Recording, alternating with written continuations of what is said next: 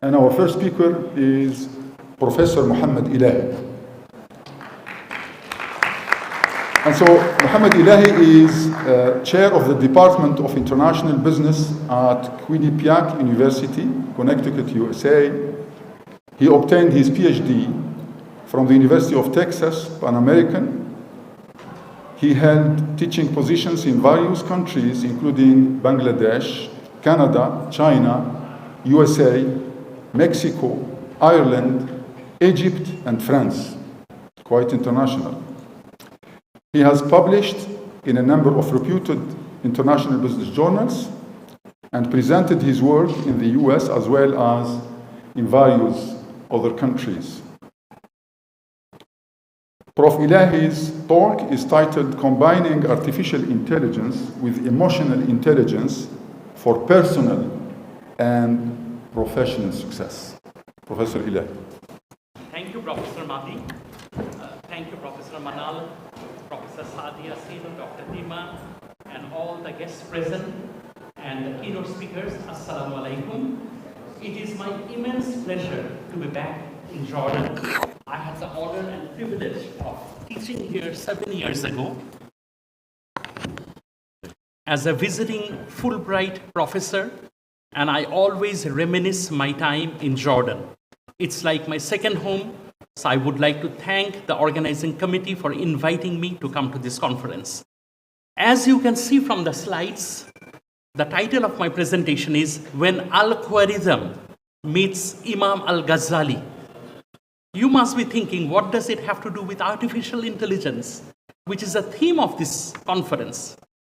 Let's think of a scenario. Let's assume Al-Khwarizm and Imam Ghazali, even though they were 2 centuries apart, they are meeting. What would they be talking about? Al-Khwarizm would most likely be talking about algorithm. In fact, the word algorithm comes from Al-Khwarizm. And AI is all about algorithm. And Imam Ghazali, probably he would have talked about, other than Sufism, probably he would have talked about metaphysics, about dunya and akhirat, about our emotional well-being, about our ethical standards, which are all part of emotional intelligence. So I try to draw inspiration from them and share with you my insights about how we can apply artificial intelligence combined with emotional intelligence for success in our personal and professional lives. Now, what is AI? Before I go to this definition, I personally think that AI, it represents a paradigm shift in how we think, how we behave, how we act. It's somewhat similar to the discovery of fire or invention of gunpowder or penicillin, what penicillin was for medicine. Or I would even say it is somewhat like making the first atomic bomb, which represents grave danger, but at the same time, if we use it judiciously in a proper way, it can open new opportunities for us. So AI, scientists have been working on AI since 1950s, and each one of us, we have been using AI in our everyday life in different ways, sometimes without even realizing that we are using AI. So AI is basically software that mimic human brain, and perform human tasks without human intervention. That's why sometimes it is called generative AI. So it helps in perceiving, synthesizing, inferring, and applying information by machines, as opposed to intelligence displayed by humans or by other animals. AI can be found in computers, in machines, in robots, in programs that can make video and audio, even some of the fake videos like deepfake.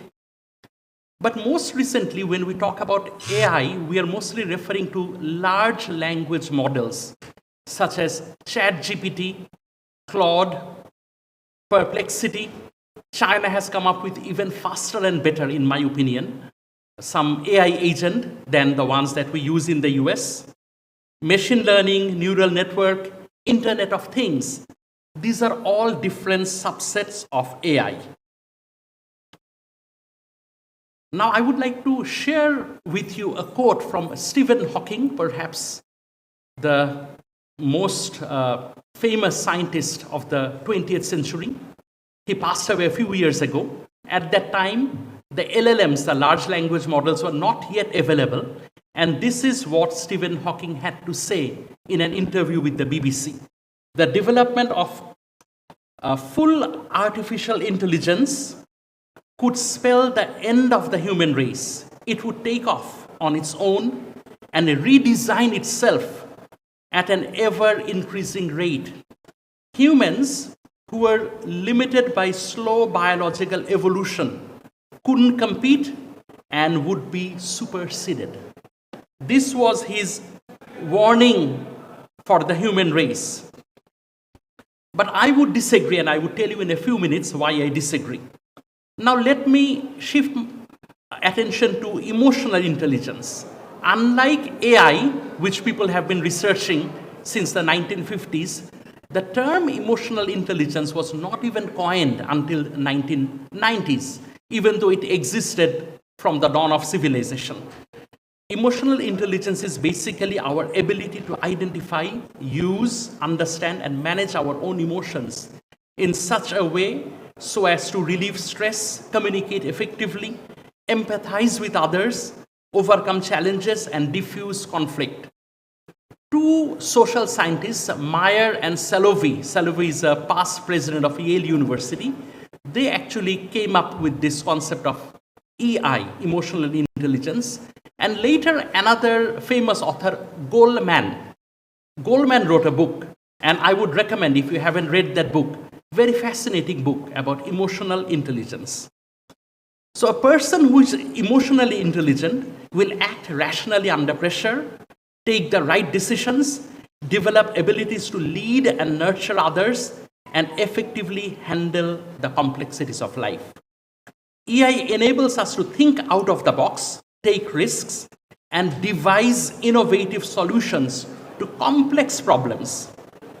EI also promotes resilience and adaptability that are crucial in an era when the job market is rapidly changing due to AI. Actually, there is one study that shows up to 70% of jobs that exist today, they wouldn't be there by 2035, only 10 years from now.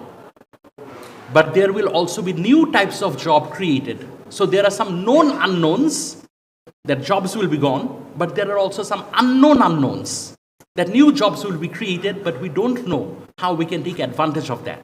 And for that, EI and AI both are important. So people who are emotionally intelligent, they will bounce back from setbacks and embrace new challenges with a positive attitude. Now, what are the components of EI? According to Wang and Law, who based their work on Peter Salovey and Meyer and Goleman, they have identified 4 components: self-emotional appraisal, others' emotional appraisal, use of emotion, and regulation of emotion. I'll touch upon this more later. So AI and EI, I personally see AI as an engine. It is the car, I'm in a car, it is the engine. But EI is a GPS, it's guiding us. So both are important. One processes data, automates tasks, and enhances decision making. The other one builds trust, manages emotions, and fosters empathy. Now, where can AI be used? Basically, it can be used everywhere and anywhere. Most immediate applications may be in military technology, unfortunately, also in healthcare, and I'm not going to talk much about it because we have a paper on healthcare, home nursing care for elderly people, call centers, financial analysis, accounting, legal research, coding. A lot of computer scientists are now losing jobs. Agriculture, supply chain management, online shopping, And some people are saying that we are elevating ourselves almost to the level of God. Of course, we'll never be God. But there was a bestseller by an Israeli author, Yuval Noah Hariri, Homo Deus. If you read that book, fascinating book, that how we have all been made in the image of God. That is what we believe. But we are actually doing a lot of work that were considered unthinkable just a few years, not decades, just a few years ago. Now, some of the challenges of AI, there will be job loss, obviously. There could be less transparency in decision making. Think about it. Israel is bombing Gaza. Their generals are making the decision. If they ask the AI to make the decision, and I think we're not that far off from that possibility, what will happen? Also, higher profiling and discrimination by repressive government, and the government doesn't have to be repressive. Even in the USA, that's already happening, which is supposedly the Mecca of democracy. Disinformation and propaganda. Also, concentration of power in the hands of a few. So there is serious possibility of misuse of AI. More intensive fight raised between two superpowers of AI, China and USA. And I have been doing research on AI in the US and China for some time. Actually, I was an early adopter of AI. AI created ChatGPT, released it in November 2022. I started using AI from February of 2023. So I'm fairly new in this game, but I'm trying to educate myself. And there is also a fear that there will be loss of humanity. But I personally think it can be stopped if we can fortify ourselves with AI. Now, this is a quote from Bill Clyde Jr., who works at OpenAI. Bill Clyde's his father was my colleague. So Bill Clyde said, AI will not, there is a typo, AI will not take away your job, but a person who knows how to use AI will take away your job if you do not know how to use AI. Now, my hypothesis is if you can combine AI with EI, you will always find job and your professional and personal life will become more meaningful. So we need this combination, this synthesis of human and technology. Now, AI is already being used in multiple fields. Think about the astronauts who were stranded in space. They went there for a few days. They ended up spending about 8 months, I believe. How would they cope with their stress? There are actually AI companions who offer emotional interaction. It already happened in the space. There are sentiment tracking tools that can monitor stress level of astronauts. And because of EI combined with AI, there have been stable, mentally resilient teams on long-term space missions. But these teams were not necessarily consisted of human beings. There could be AI agent. Now, since most of the people who are present here are professors, I would like to share with you how AI can be used in the classroom. AI, and this is how I have been using, providing instant and personalized responses to student questions. I have a professional account of, and I'll share that with you later, helping students understand complex concepts in mathematics or science. Many people struggle with mathematics. Providing students with instant answers to questions they have on various topics such as history, geography. You may not remember every single detail, but through AI, you can quickly get them. And students, if they require quick and accurate information, they can use AI. But I also have to tell you something. AI mimics human behavior and we lie. We have to be careful. In my opinion, one of the biggest liars in this world are AI. You ask something, they will often give you false information. They even create false citations. So you have to be careful. Trust AI, but verify. And ChatGPT, I think that is the most common one, but my favorite one is something different, and I will tell you about that shortly. There could also be interactive assignments and projects. And I'll actually show you some example. So allow me to go back a few slides below because I wanted to show you, sorry about that. That how I use AI.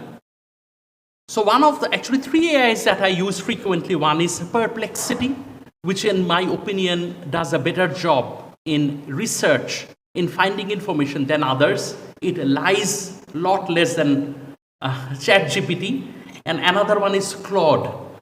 So let me go to, and it is also important that how we have to be very careful about the prompt that we give AI. We have to be very clear what we are asking for.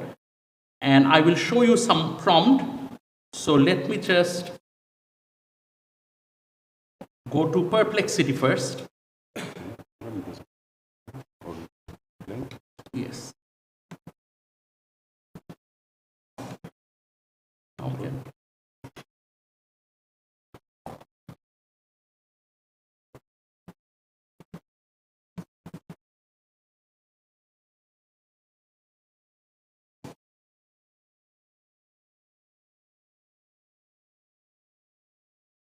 Okay, and I will also share with you the prompt that I have.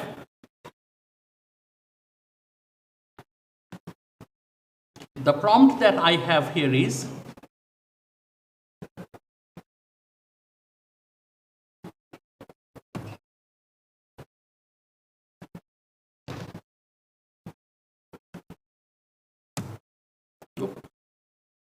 sorry.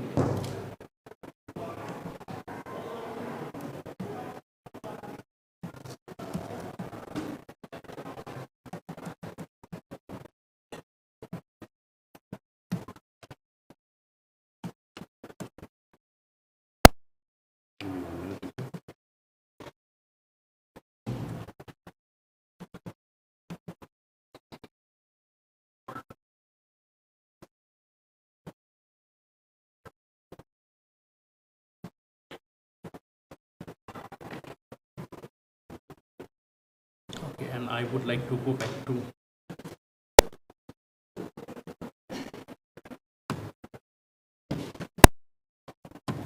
somehow it's not working.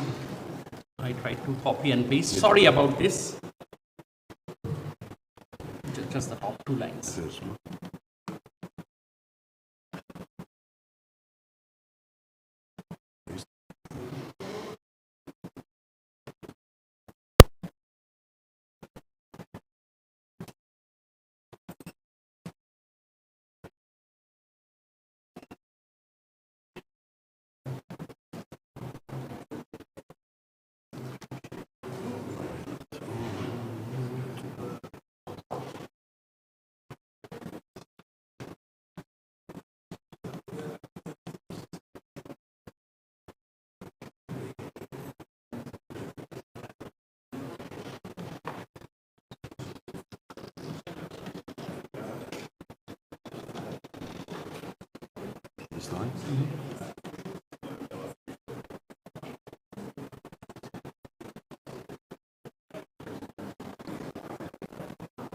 Okay, for the interest of time, I will show you something else. I wanted to show you how AI really works. Maybe if we have time at the end, I will come back. We can go back to my C drive, E drive. Yes. Okay, so I will also show you how I use AI in my personal and professional life. One of the challenges that I face in my family, my wife and children always complain I never give them time because I'm so busy with my work. And I think it's not just my wife, I think everybody has that problem. See if I can use my time more efficiently. 50 years ago, calculator was banned in schools. Now we cannot think life without calculator. When I was a student in 1980s, learning calculus, learning statistics, learning financial calculation, we were not allowed to use any statistical packages. Now we use SPSS, SAS all the time. The same thing will happen with AI. So sometimes when I'm busy, maybe I want to write a case. I'm asking students, but I don't have time to format it, create the case. I give all the information to AI. This is an example. And my students, I have all the information here. I gave the information to AI. AI created it, and it was a class assignment. Okay, so this is one example. Okay, I'll show you another. Actually, I will not show. I will share with you a podcast. So today we're tackling Donald Trump's tariff plan. We've got some talking points, laying out the arguments for and against. Right. And the mission really is to get a clear, quick sense of the main ideas on both sides. Economics, national security, global stuff, domestic impact. But without us picking a side, just laying out what the arguments are. Exactly. Trying to understand the core of the debate based on the material. Sounds good. Where should we start? The core side. Yeah, let's start with the arguments for the tariffs. A big one seems to be this idea of economic sovereignty. Right. Reducing reliance on other countries, particularly China, for manufacturing. So the tariffs are seen as a tool to kind of encourage me. Precisely. To gain more control over our own economy. Okay, I just wanted to share just a little bit of it. I created this podcast last night. It took less than 3 minutes for a notebook LM to create this. I speak with an accent. My students may not always understand me in the US, but this is a computer generated voice, American accent. If I'm teaching in Australia, I can tell the AI to create it with Australian accent. If I'm teaching in England, I can tell AI to create it with British accent. What I would have said in the class in the form of a lecture, I create that in the form of a podcast. Student can download it when they're working out, when they're doing exercise, they can listen to it. And they will be able to retain this. Okay, let me just go back to my slides again. So these are just some examples how I use AI. And then at the end, if time permits, I will try to show you one more time. Actually, I'll go on.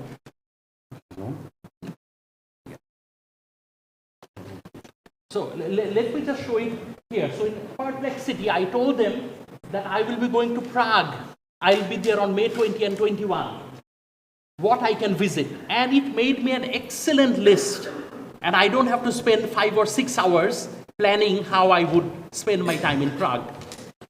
I had asked another question. That I have a student named James McDonald. I need to write a recommendation letter. I just gave the prompt. It wrote an excellent recommendation letter that would have taken me at least 4 hours to write. Of course, I correct it. I just don't rely on it. Another example, the last one, that I want to spend $25,000. That's my ad budget. October, November, December, 3 months in the USA. How I should allocate, do some research. And Claude, it did the research, looked at the holidays, looked at the shopping season, consumer behavior, when they spend money, when it makes sense to allocate money for a TV commercial, when it makes sense to allocate it for social media advertising, which influencers I should use. It provided a detailed plan in less than 5 minutes that would have taken me at least a month to compile. So AI has made our life much easier. Okay, so let me go back where I ended. So one of the what can happen with use of AI in the classroom?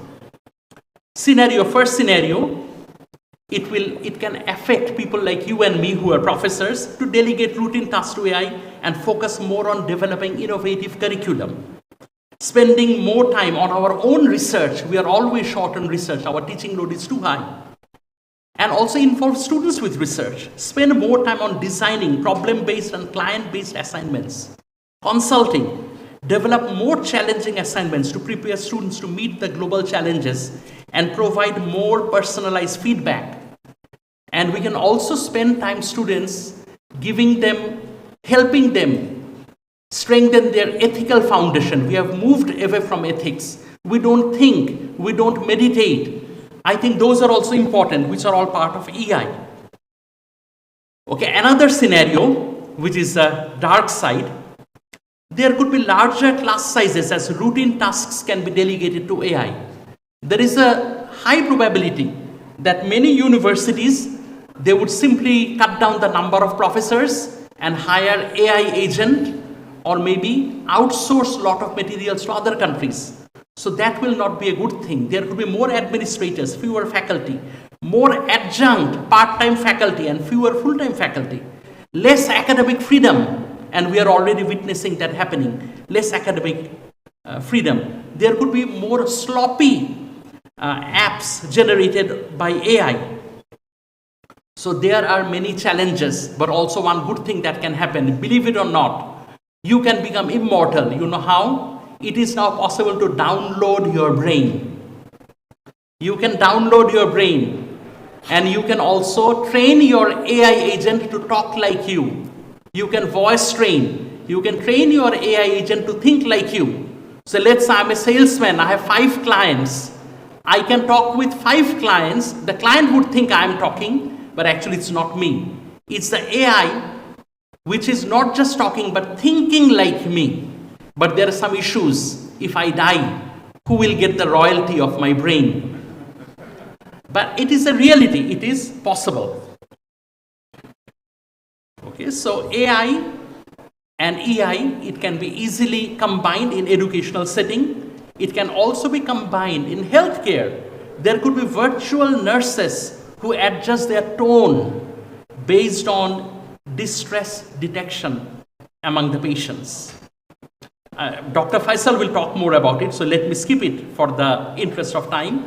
So basically, if we can combine AI and EI, the data processing power of AI, with the empathy, adaptability, and the leadership of human connection, I think we will all be better off.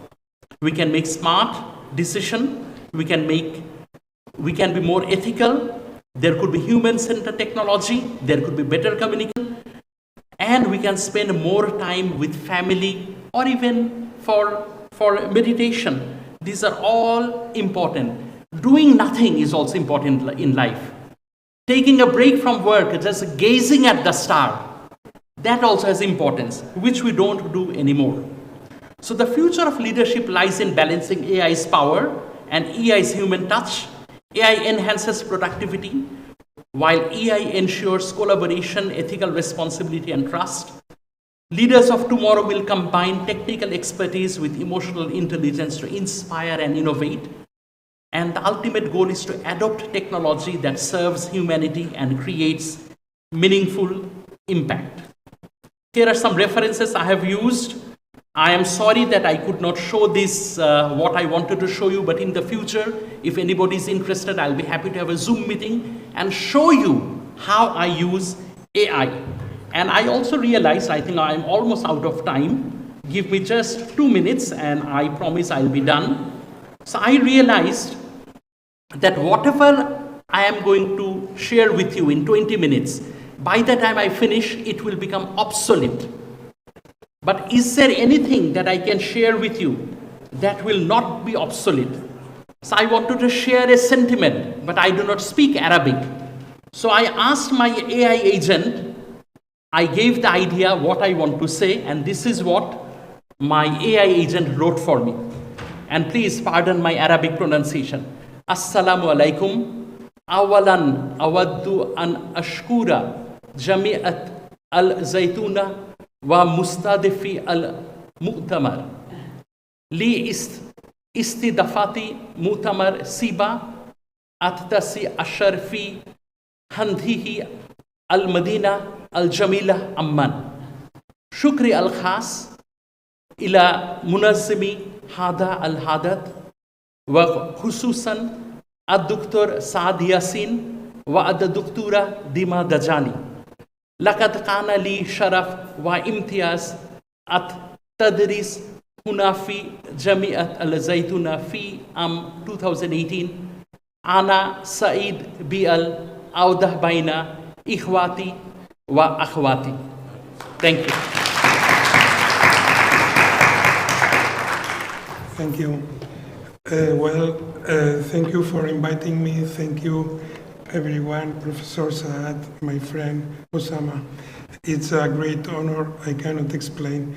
how nice, how wonderful I feel for being a keynote speaker in this very, very fantastic university. Well, I'm going to talk about something really practical. I work with companies. Is my mission in life. Not to research in an ivory tower, but bring my work to real life, to real companies. But in my opinion, research is fundamental to advance, to innovate, to bring companies something interesting and something that can make them more competitive. So, okay. I talk about a hyper-competitive context in which companies and society in general have to struggle today. Okay, the market where companies had to compete strongly is surpassed. I think we are in a new dimension, which I call hyper-competitiveness, which means, as you said, Professor Pilar, you are obsolete when you go down this podium. So my last 25 years, I believe in that idea. And now with AI, I think this concept of hyper-competitiveness is more real than ever. So in every historic context, technology has been a pivotal part of the economy. The relevance of technology acquires paramount significance always. In my opinion, technology has always been important, and we are ending the knowledge era because AI is shaping a new dimension. So I ask AI, how can we define this new era? Can we say is already the knowledge era for society? And artificial intelligence, agree with me, is not anymore the knowledge era. It's another one. I ask, do you have a name? And artificial intelligence provide me with some suggestions I didn't like. So we will wait a little bit more. So more brilliant academics will say which is the era we are entering in. But definitely we are entering in a new era. The last technology available has been always important, but we are not using this technology properly. Of course, AI we are not using well. As you said, depending on what you ask, you have an answer, which can be totally wrong. So how do you know the answer is wrong? You need to be ultra prepared.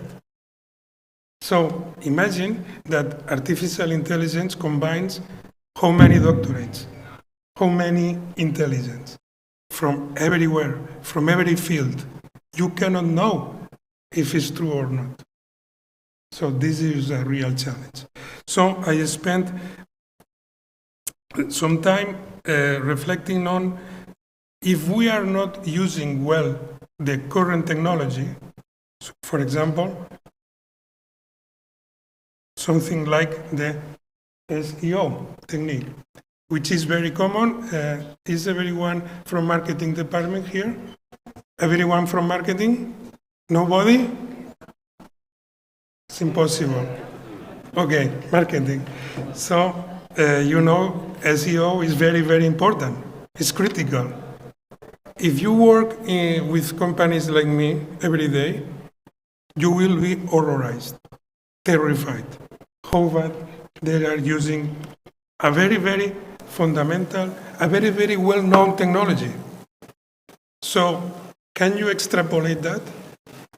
If it's supposed this technology is consolidated, is very common usage, is known for everybody, how is it possible we are using it so badly? So many consultants say, I will position your website on the top. Wow, everyone promised that. and no one delivers, or very, very few consultants or specialists know how to use this. So, but I insist, I am talking about something really, really root in the academic field, in social life, in business. Why is that? How is that possible? That's a question for you, not for me. So maybe someone will answer that someday. But we are not finishing this, and we are corrupting one of the most powerful ideas in business competitiveness, which is the like. The like is everything in business competitiveness, because buyers, consumers, customers only buy what they like, nothing else. It's not a matter of price. In my field of work, when a company hires me, he says, Joseph, we need to reduce cost. We need to be more competitive in cost. I said, yes, but not only. Costing good prices is the fifth expectation from all of us. I have a very, very, very simple example. You go to the supermarket and you will see that you never take the cheapest item. Never. If it's 1 cent cheaper this than another one, you take the 1 cent more expensive. It's a psychological issue, I don't know.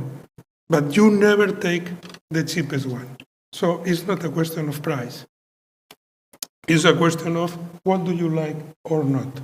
Professor Skinner, which I recommend for emotional intelligence, for talking about affective phenomena, is for me an inspiration, is for me a reference. So we are corrupting, we are misusing the SEO. We are corrupting the most valuable item.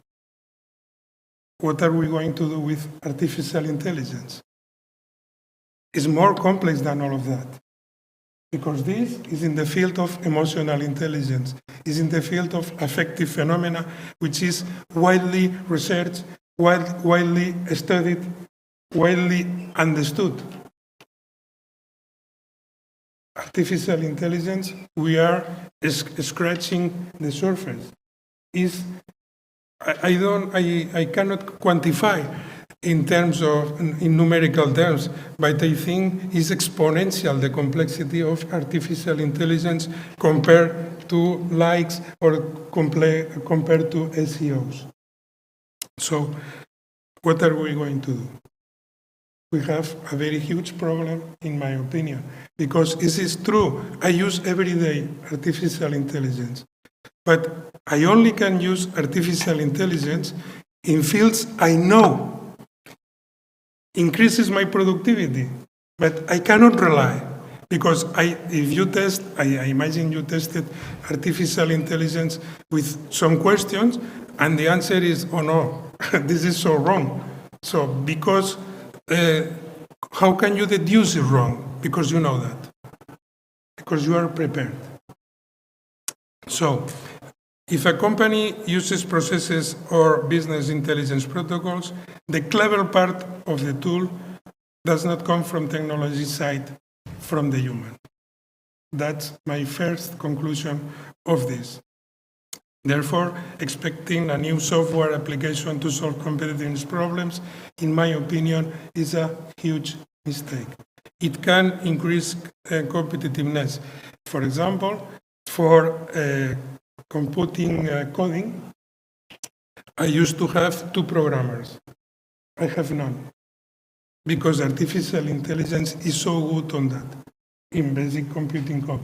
So it will take basic jobs, but for competitiveness, for making companies advance, we are far from becoming a reliable tool.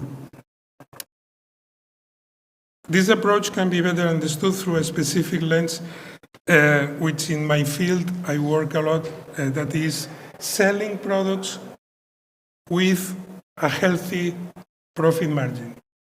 Selling is quite easy.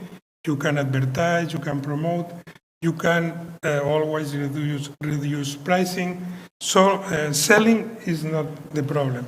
The problem for companies is selling with profit, with sufficient profit to invest in new technologies.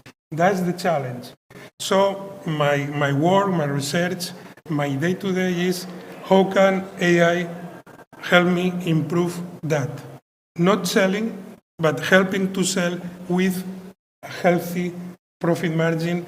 When I started, companies used to apply 27% of profit margin. That's history. I don't know, but perhaps the oil industry cannot apply those margins anymore. The oil industry. Of course, the automobile industry cannot apply 27% of profit margin. So they need increase the volume to have enough money to invest in innovation and research. That's the problem I have to face every day. A significant portion of the talent in companies is dedicated to that. The solution, in my opinion, is in the field of affective phenomena. I don't talk about business emotional intelligence because this is a Daniel Goleman sigil. So I prefer the approach from Professor Skerer, which is more holistic, but is the same way of research. Affective phenomena is the solution for that, because it's there where the concept of liking relies, in the affective phenomena. In fact, like or not like is one of the affective phenomena, which defines the consumer preferences. Well, based on that, I developed the emotional perception scale, which is what? The emotional perception scale establishes two different groups of feelings from the customer. So when a customer asks something, may have a deep emotional impact, charge, or may have not. So, for example, I like this pencil because the touch is so smooth, is so different. This is emotional. Okay? This is an expectation. I need a pencil that works. This is the difference, basically. So, over my 25 last years researching of that, we could establish a difference of emotional perceptions. Okay, difference.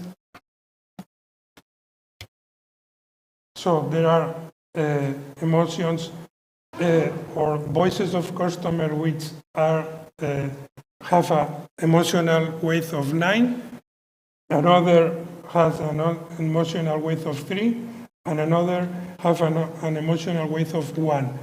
And there are negative values also, which are this.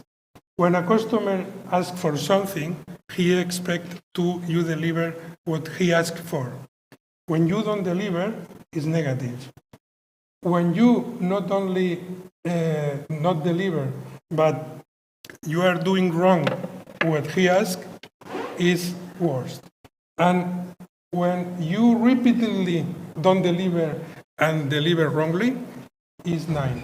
So you cannot imagine how many companies are in this group. How many companies are not aware that they are causing unsatisfaction, no matter how much they income yearly. So this is the emotional perception scale. And what do we do with that?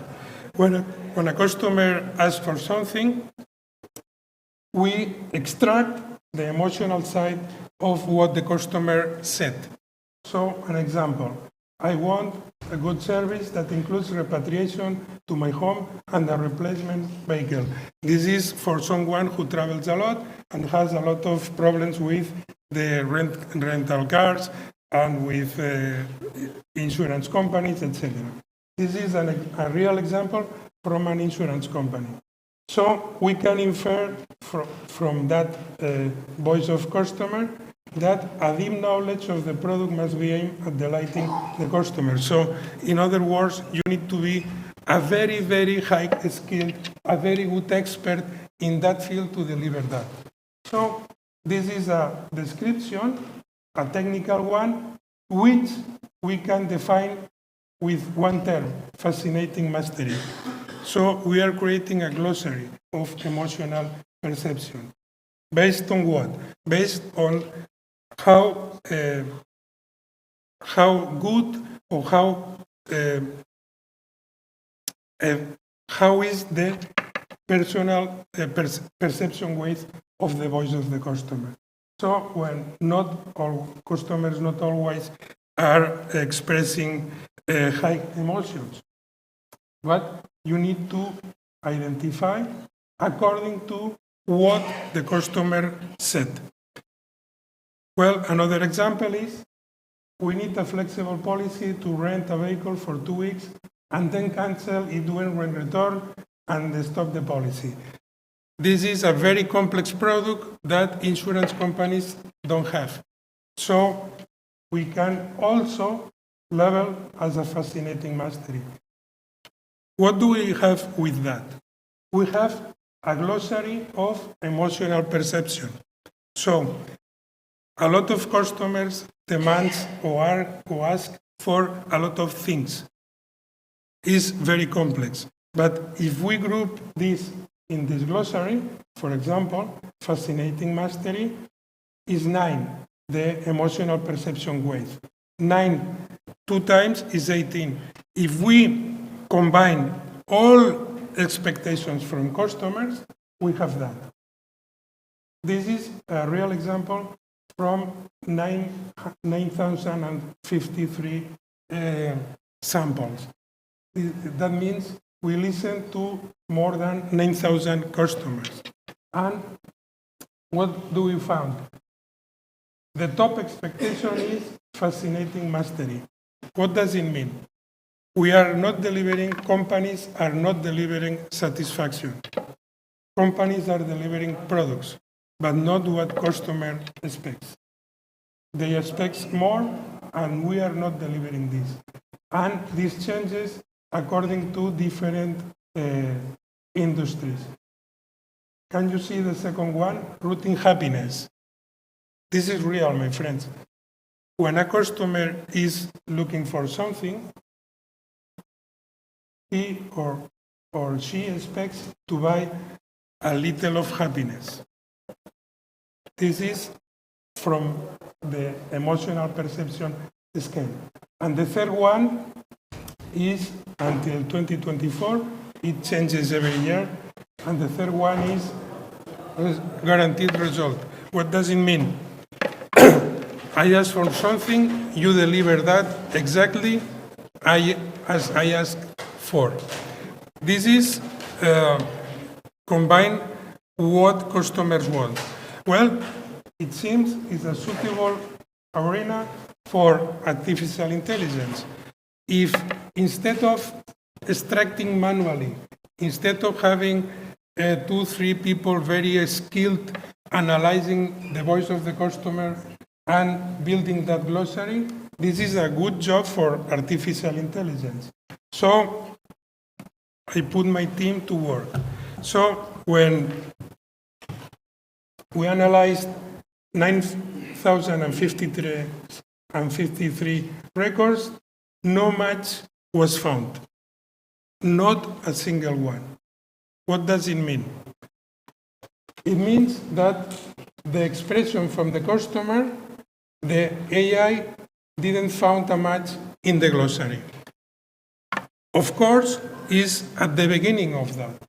And what I ask to the artificial intelligence is, how can we improve that? Because I believe you can help me.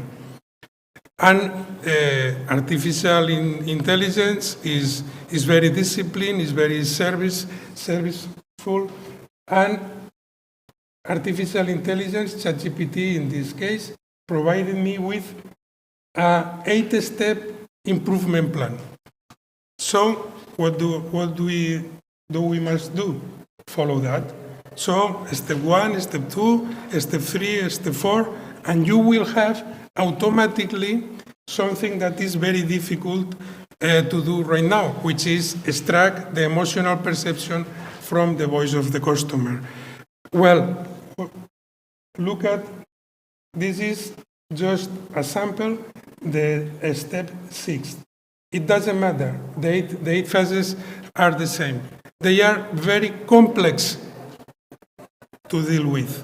You need very, very skilled people to do that, because if not, the answer will not be good. So, what are the conclusions, in my opinion? The conclusions are the effective use of technology is essential.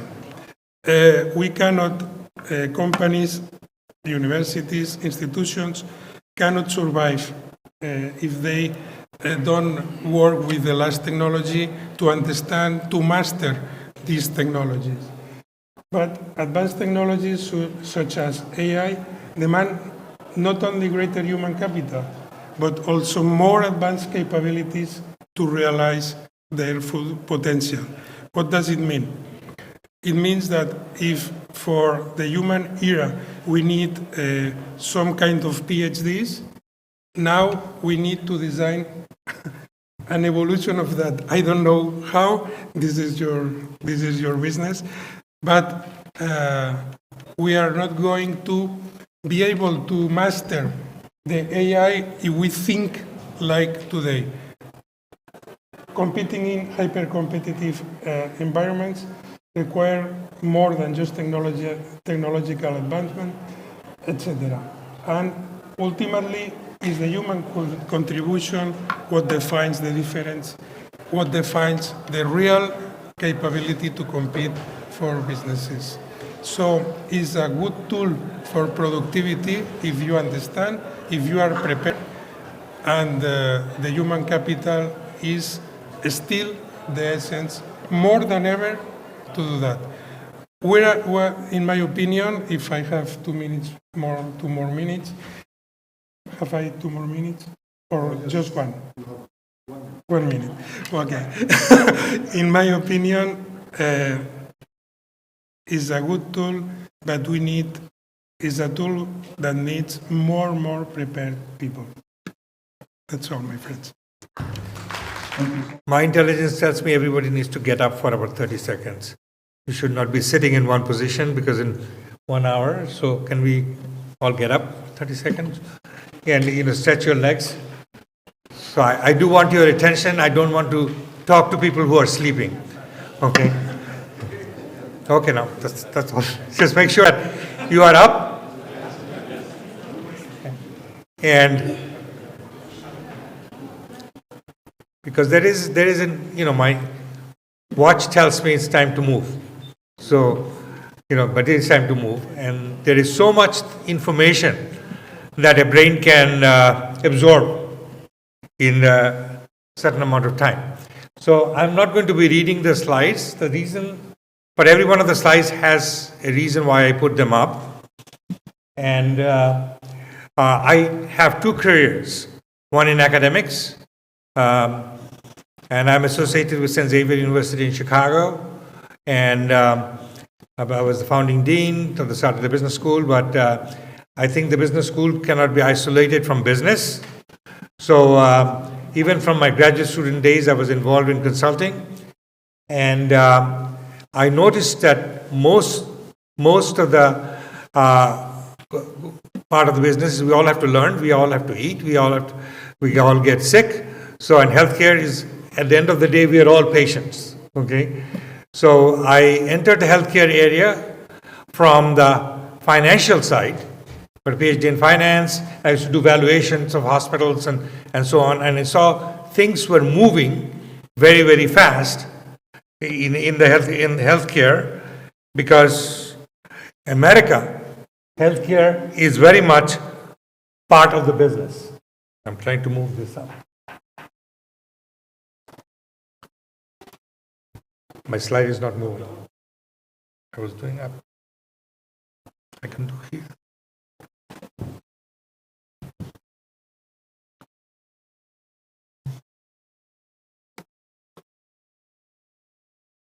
Down. Okay. Down. Next slide. Down. No. Okay. So I just want to put this slide up because just to let you know that this is not something new. I talked about this in Berlin in 2017 and as well as Warsaw and Poland.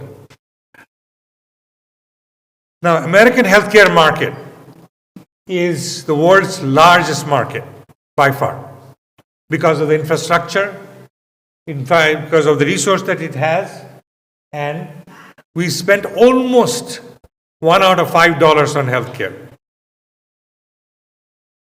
So it's a very good place if you have complicated sickness. It is not a very good place if we don't have insurance. So almost 25 to 30% people declare bankruptcy if they have complicated sickness.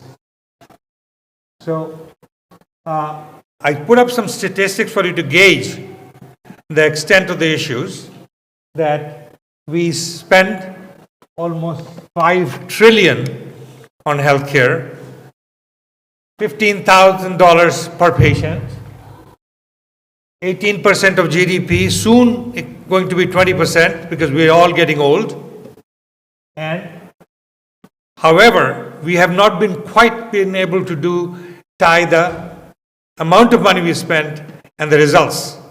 We are nowhere in the top 10 in terms of what is usually used as outcome in healthcare.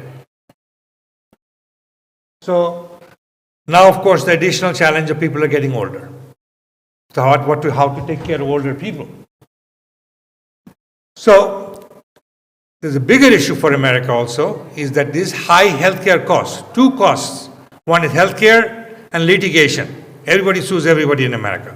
So these two makes America very, very uncompetitive around the world. Okay, I'm not going to talk about tariffs. Okay, so that's not going to do it. And it is something that cannot be sustained. And the reason that I say that with very seriousness, because this is the first generation of Americans who may not enjoy the same standard of living as their parents did. So we have a serious issue. So of course, when there is serious issues, we're always looking for solutions. America is also very innovative and very creative. Okay. So one of the solutions we have already underway is to shift patients from inpatient to outpatient. I have worked in outpatient area and the use of artificial intelligence to bridge the gap in terms of quality and other spheres from inpatient to outpatient. And we will look at some lessons that you can learn without taking the wastefulness and the expensiveness that exist in American healthcare. Now, unlike most of you who are from the academic areas, I actually run companies as CEO. The reason I put that up, not to talk about myself, to get an idea that what I'm talking about is something that I practice every day. So almost 30 years ago, two physicians and I started a group of healthcare companies, and it is focused on outpatient surgery, which means the patient goes back home at the end of the surgery. And second is that it is, we also manage physician practices, but at the end of the day, we're all patients, and it is the physicians who direct the healthcare in the United States market. So, and we took care of about 30,000 patients a month, and so when I talk about healthcare or policies, it's not something that I have read in a case study, and it's something that I worked on every day. We were affected by COVID, and I sold some of our companies to venture capital companies. That's something also you should read, how venture capital companies are ruining American businesses, okay?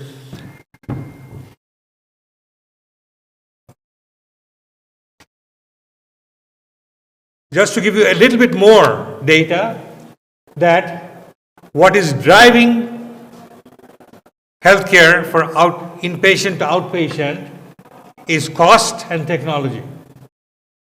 And these outpatient surgery centers are increasing. So year 2000, we had only 2,000 of them. Now we have over 6,300.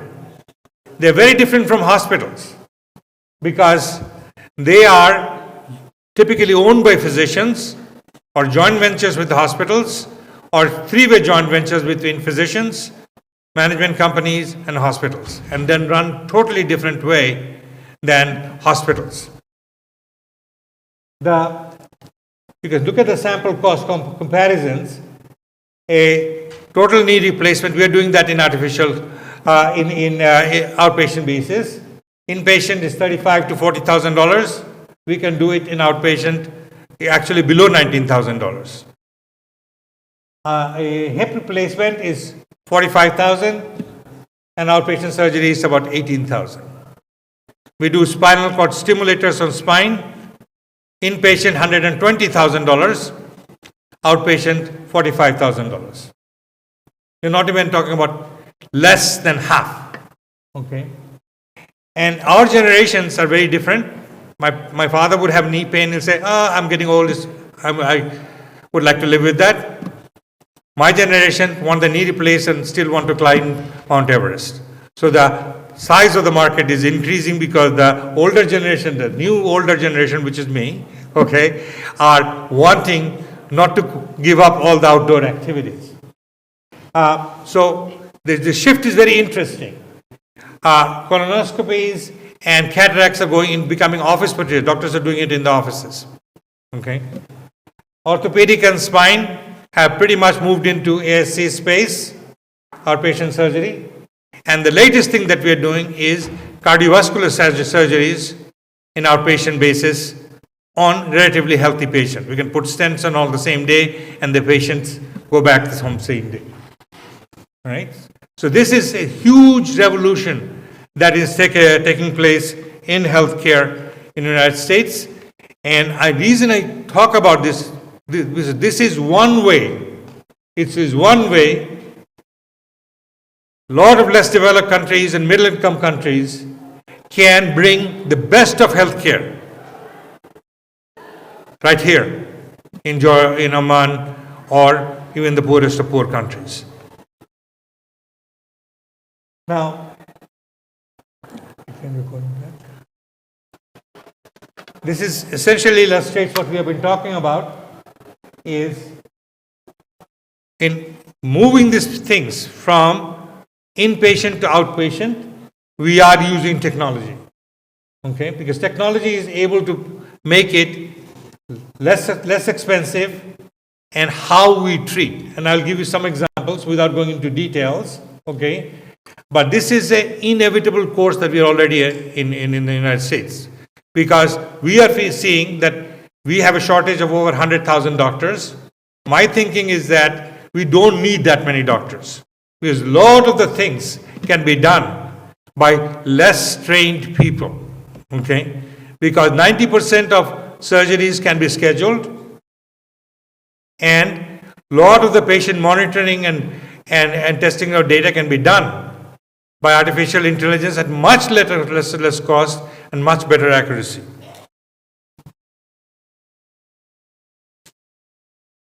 I'm just giving you some illustration. Again, if anybody wants to get in touch with me, and I can put you in touch with people who are actually doing it, we are doing it in our surgery centers.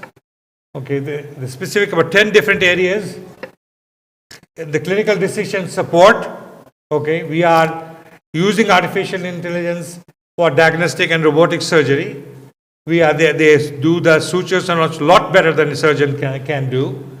We are doing it in treatment planning, and you will find America, we take too many pills.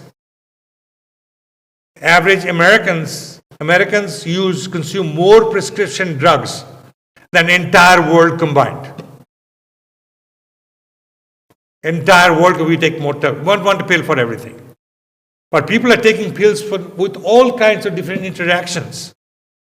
And it is not possible for an individual doctors to look at all the chemistry of each medication and say, this you might have bad reactions and so on.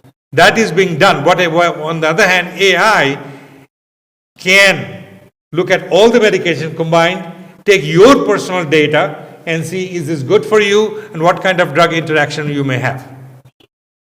Okay. In the case of, we are able to do very early in the game, again using doctors and AI working together, is early detection of cancer. This is happening particularly in the area of brain tumors and breast cancer.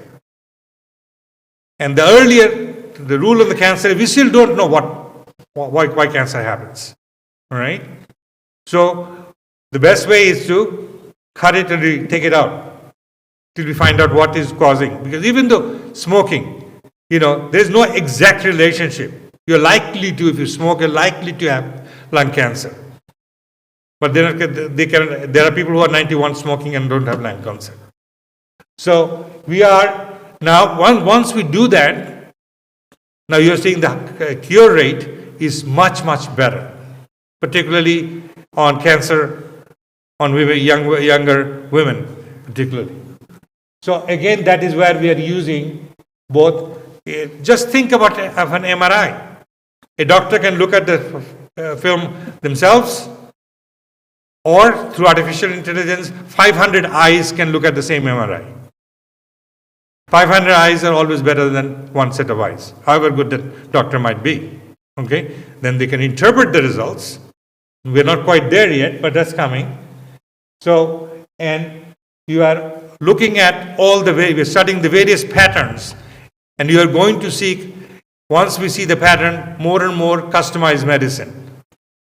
Each person's will have a medicine which will be defined partly by the doctor, partly by all the new tools that we have. So that's why we need to embrace this, okay, and see what of that we can use. We have to have document everything, because America, doctor looks at three things when I look at a patient. What is good for patient? How much money I'm going to make? Am I going to be sued? Not necessarily in that order. All right? So we have to have documentation of everything. Now, that is something with one tablet. One tablet, the physician can pull out all the information. As they're talking to the patient, they are just putting check marks, because 90% of the analysis is predictive. And then, before the patient leaves the room, they have already sent the prescriptions to the pharmacy for the patients to pick it up. All done in one tablet in 20% of what time used to be. And these records are accessible to the patients at any time that they want.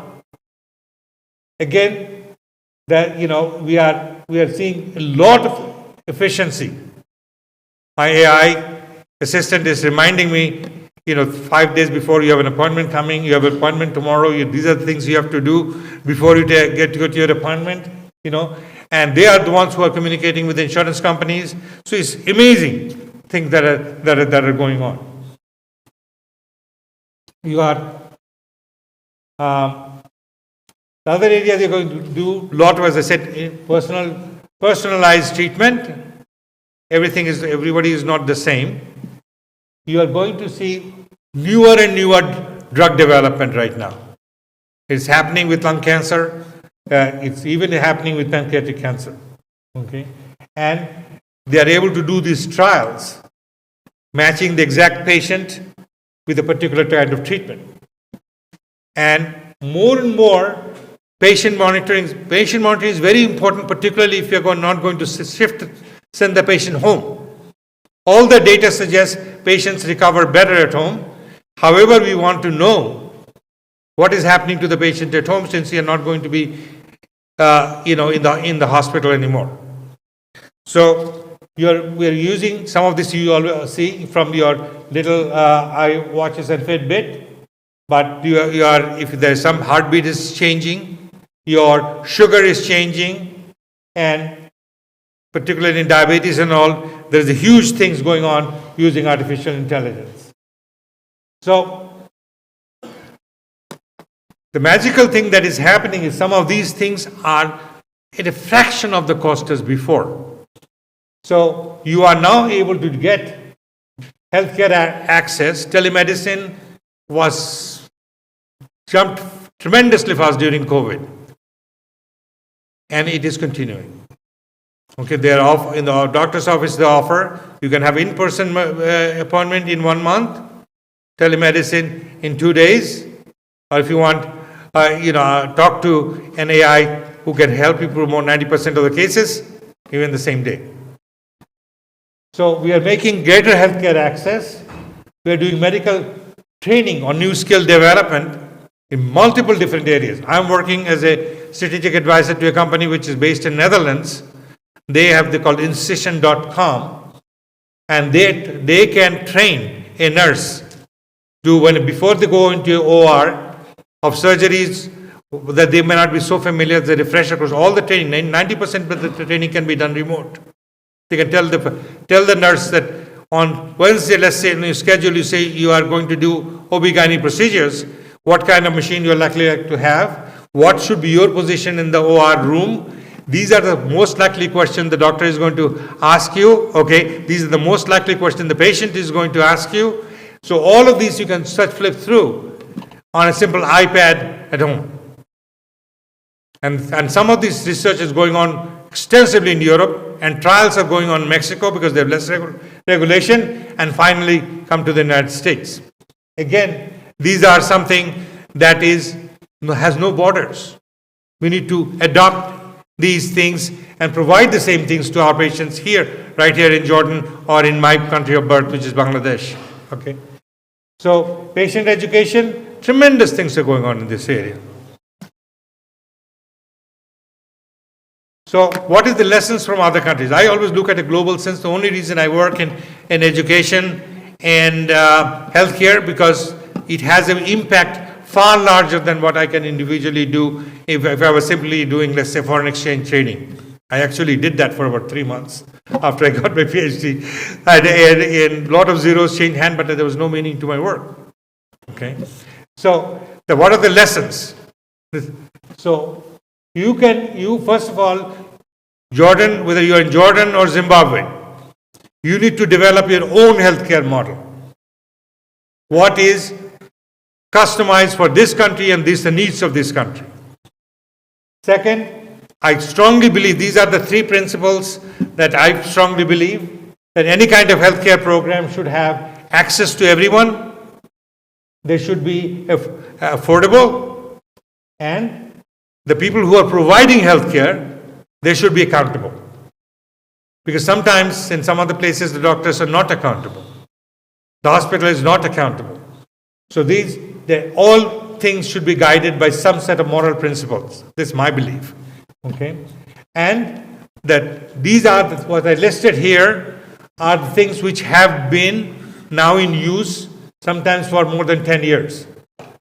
Telemedicine makes it's possible for us to do it the remotest areas. Inpatient to outpatient, definite trend. We don't need big showboat hospitals. You can have small hospitals because only a certain number of people need inpatient treatment.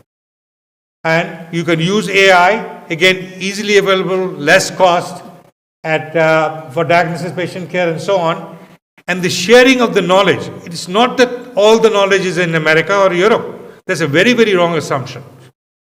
Particularly in infectious disease and others, the best research is going on in India. Okay? So we need to have this learning 2 ways, not one way. And it is possible now to do that. And other thing that I am promoting a great deal, that if you have any kind of complicated sickness, for example, back surgery, which most people have back pain throughout their life. And if you go to a surgeon, they will always suggest surgery. 60% of the back surgeries are failures. And you will have pain then the rest of your life. So before any kind of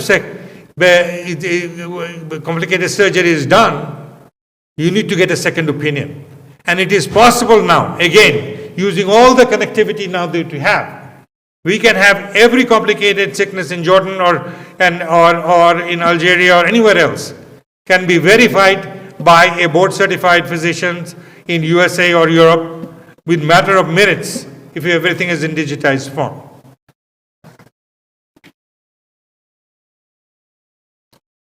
On Jordan in particular, which is we have been already very, very impressed. Okay, is that this could be? You are beautifully located. I found the Jordanians to be one of the most hospitable people, great food, and there is no reason that it cannot be. It can be a hub for affordable treatment. So we have advanced treatment in Dubai and all, but those are all aimed at the relatively rich people. But there's a whole population of middle income people from Northern Africa and around this region.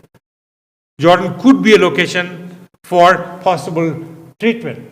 And once you start developing these, using the knowledge base that is already there, you can stop the people even from Jordan who are coming to treatment at Northwestern, which is within 1 block of where I live in Chicago. I see so many people coming from Middle East getting treatment at Northwestern and Johns Hopkins and MD Anderson Cancer Hospital. But a lot of this can be delivered here because all the hospitals are connected. And there is no reason for people to leave. And even if you want to leave, if you have a heart attack, you have 20 to 30 minutes. So there is need for doing it right here. You have all the tools, you just need the resolve to do it. So my presentation here is on very practical matters. Okay, something that can be done, because I always feel that we are, all patients at the end, and I see physicians from all over the world working in the United States. Okay, but I think that even that knowledge base, you can use it right from here and in both diagnosis and treatment of the patients. Thank you very much.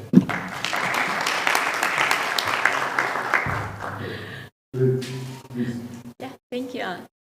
Thank you so much for this introduction. It's a great pleasure to be here. And thank you to the University of Al Zaytuna for your hospitality, and also to the city of Amman and Jordan for this warm reception. So today I want to talk about artificial intelligence, of course, because this is a theme of our meeting. And artificial intelligence has been around for many years, more than 70 years, as Professor Elahi mentioned earlier. And at the same time, for many people, it became important and somewhat visible within the last 2 or 3 years with the advances in generative AI and release of ChatGPT software. So even a year ago or a couple of years ago, the question was, what can AI do? And we were all experimenting and running different prompts and figuring out what it can do, how it can help. But now the question is, how can AI do it right? So what we also notice, and it has been mentioned before, that AI sometimes provides answers that require additional curation and verification. And so right now we are at the stage that is AI still considered a tool, or is it something a little bit beyond that? And AI by itself is actually very interesting technology, because unlike other types of software, there is intensive human AI collaboration. So can we consider it as a tool, or is it something more than that? And today, Professor Yassin also mentioned that AI is not just a tool, it's mirroring. It's mirroring what we are doing, and we know how AI has been trained. AI has been trained all the knowledge that people, us, provided on the internet. Mostly it learned from us, from our conversations, and from our behaviors. So it is mirroring what we are doing. It is created by people, and it is created mostly for people, for us to be able to do our job better, faster, perhaps more efficiently, and in a more effective way. But at the same time, it has been said today that AI is very useful for so many different applications in education, in healthcare, and in spite of AI being such a useful resource, it can also come with demands. And actually, question to you, are we thriving with AI or barely keeping up? Or in other words, does AI make you successful? And if so, raise your hand. Yeah, it does make you successful. But at the same time, and we also spoke about it today, there is a new model almost every week. It's actually very difficult to keep up with what's going on. I have a weekly blog. It's called 3 Things AI. And I try to keep up with technology. I try figuring out what's important this week, what will be important next. And it's not that easy. So in many ways, keeping up with AI also holds us down a little bit. Like sometimes it's overwhelming, sometimes it's a little too much. So another interesting thing about artificial intelligence is that if we think about AI in organizations, generally and typically, historically, technology was always given to people top down. So you get hired by an organization and they tell you, all right, you're going to use Microsoft, you're going to use this software or that software, these are the things that we are using, this is how things are done. So people would learn and then they would contribute to the organizational goals. At the same time, right now, everybody can bring their own software to work. Of course, there are different regulations and different guidelines in different organizations, but we're also observing that technology can be brought to work bottom up. So each one of us can now design our personal agent, our personal application that may help us not only in personal life, but also in organizational functions. So this brings me think. So applying artificial intelligence at a workplace. Is it a technology problem like back in the day? Is it something that I just need to decide on, procure, and bring it in? Or is it also a design problem, considering that different people use AI in different ways? And as we're using AI in different ways, it brings resources, it enriches our life, but at the same time, it also brings demands. And I want to talk today also about job demand and resources model. But before we go there, I also want to speak briefly about the organization itself. So everybody is employed here who is in this room. Yeah, that would be a correct assumption. So if we're all employed, organization is at the top of it. And the goal of any organization is an entity that either manufactures goods or provides services. Organizations hire people. And people provide their talent and their expertise in exchange of some benefits. And these benefits can be salary, of course, medical insurance that we mentioned today.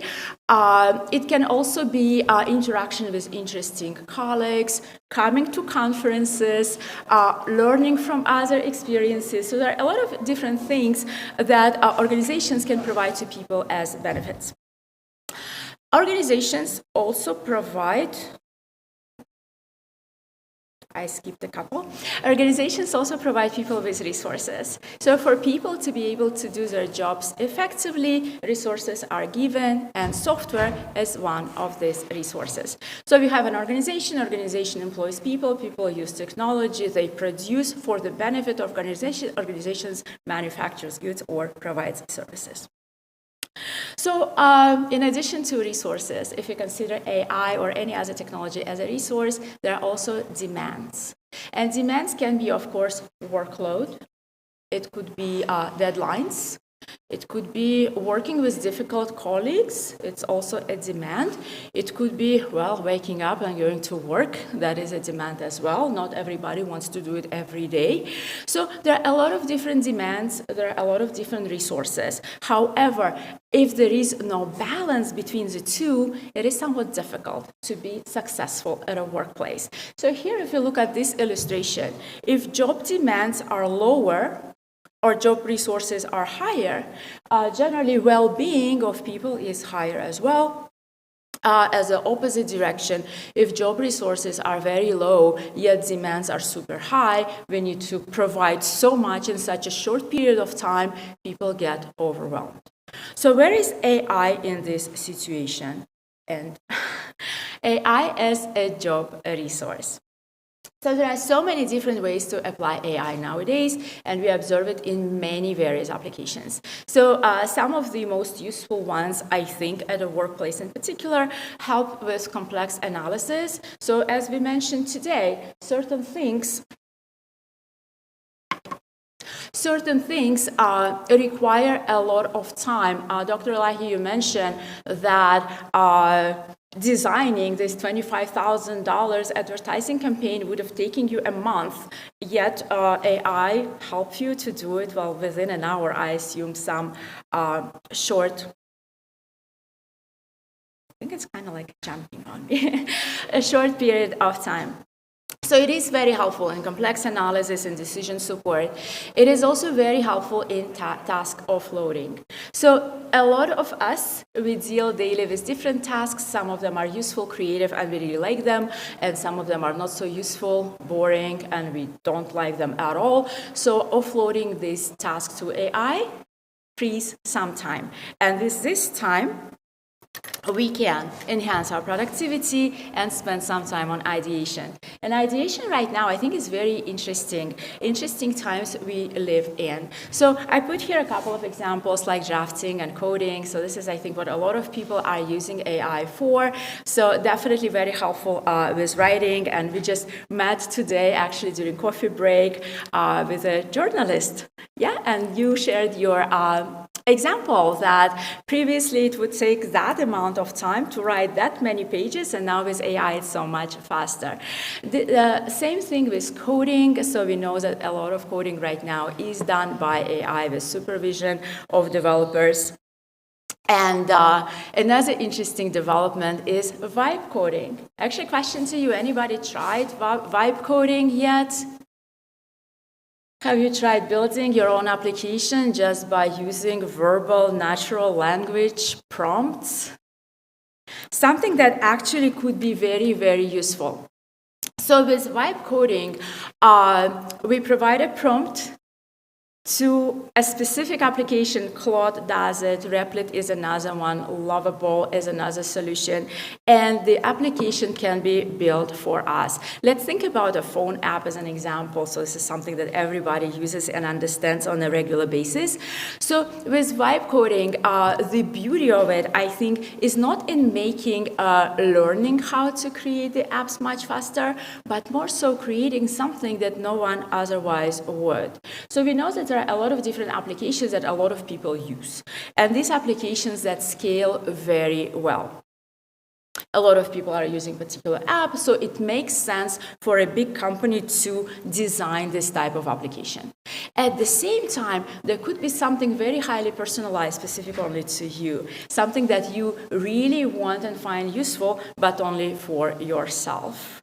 Right, so something personalized, based maybe on some health applications, maybe some habits, maybe something that we do routinely in our daily life.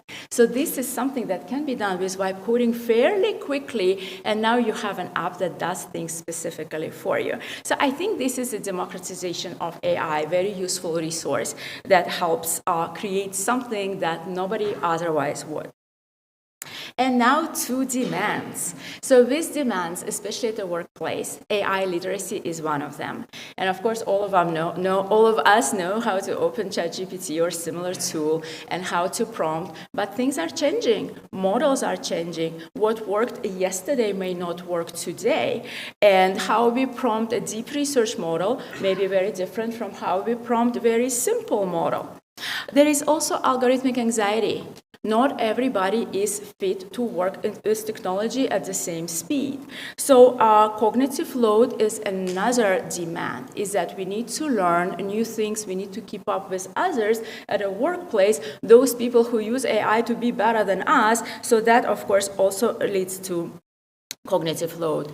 In addition to, in a workplace, there could be increased output expectations. So if AI is given to an employee, and we all agree when you work with AI, you do things faster.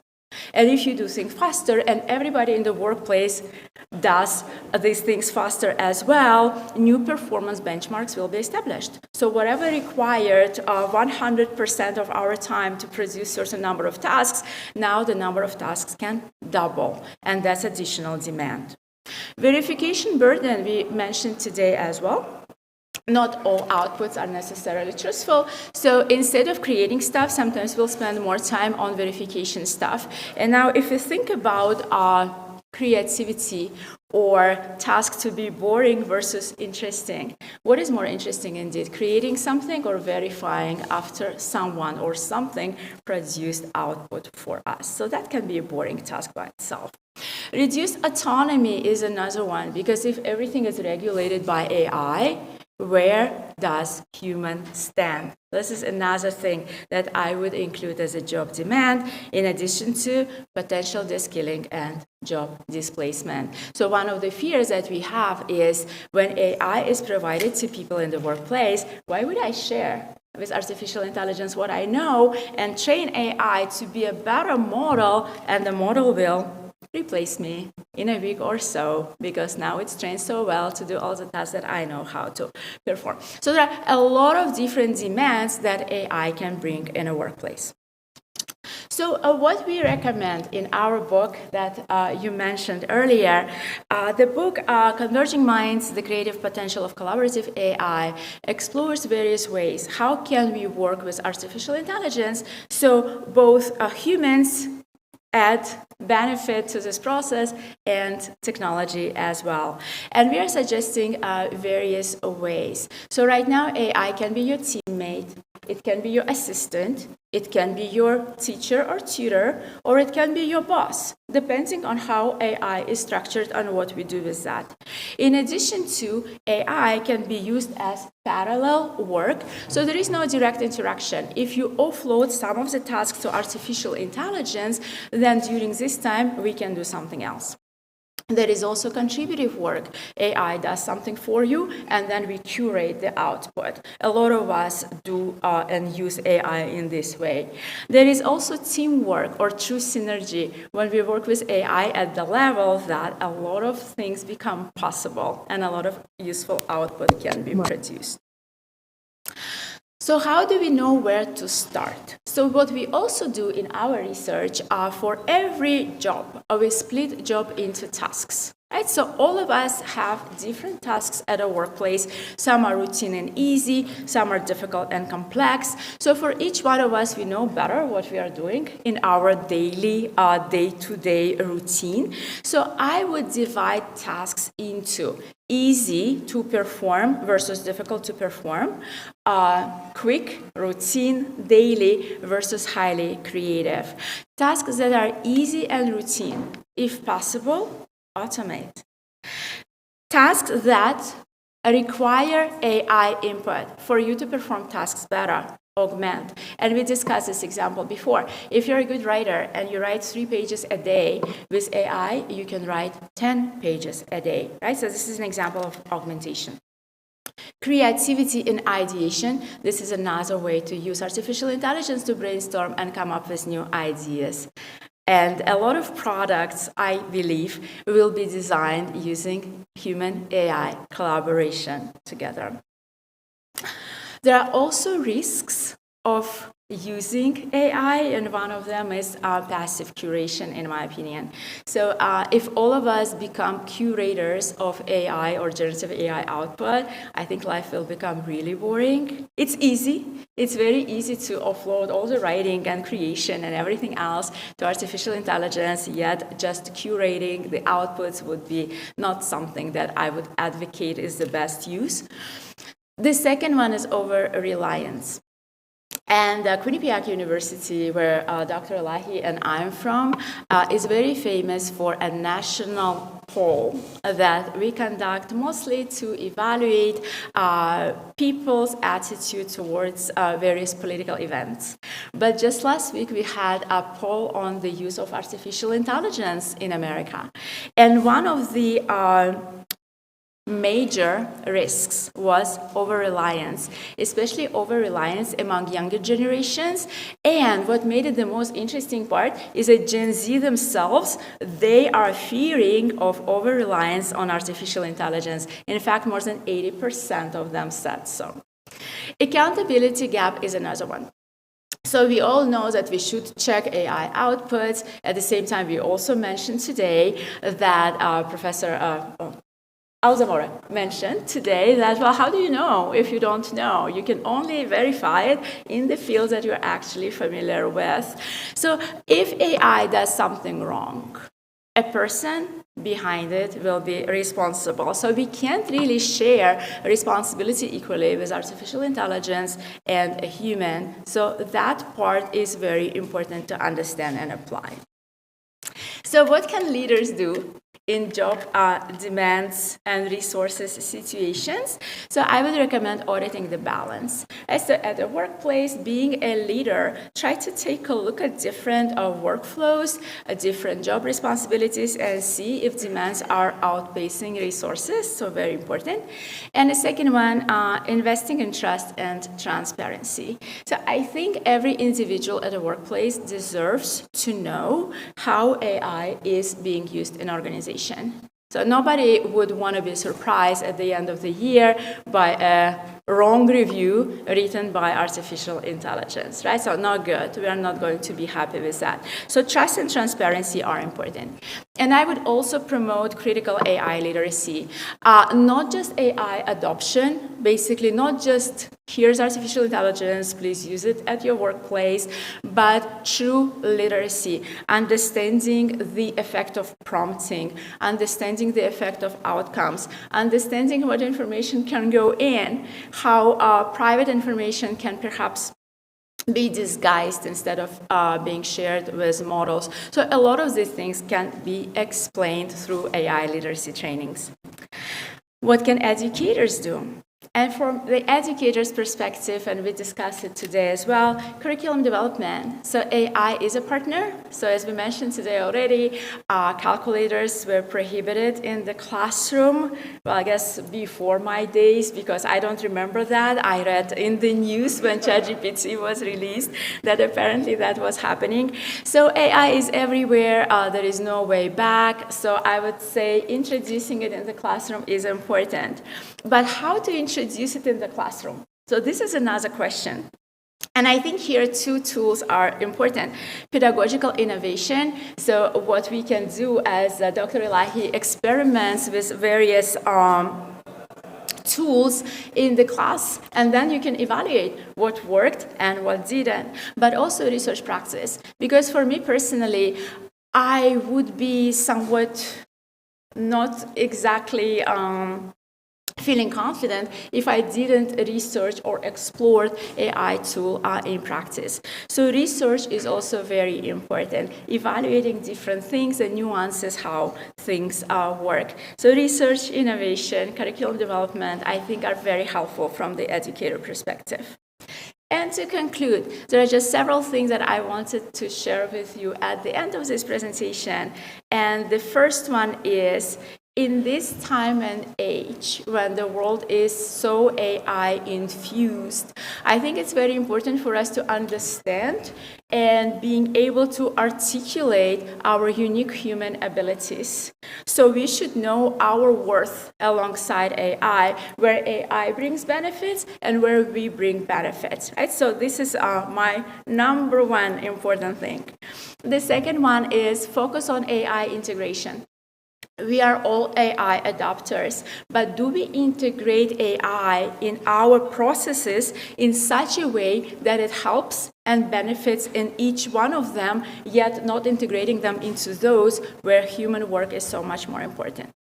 And finally, strike a balance. Strike a balance between job demands and resources, and be authentic, right? Be human.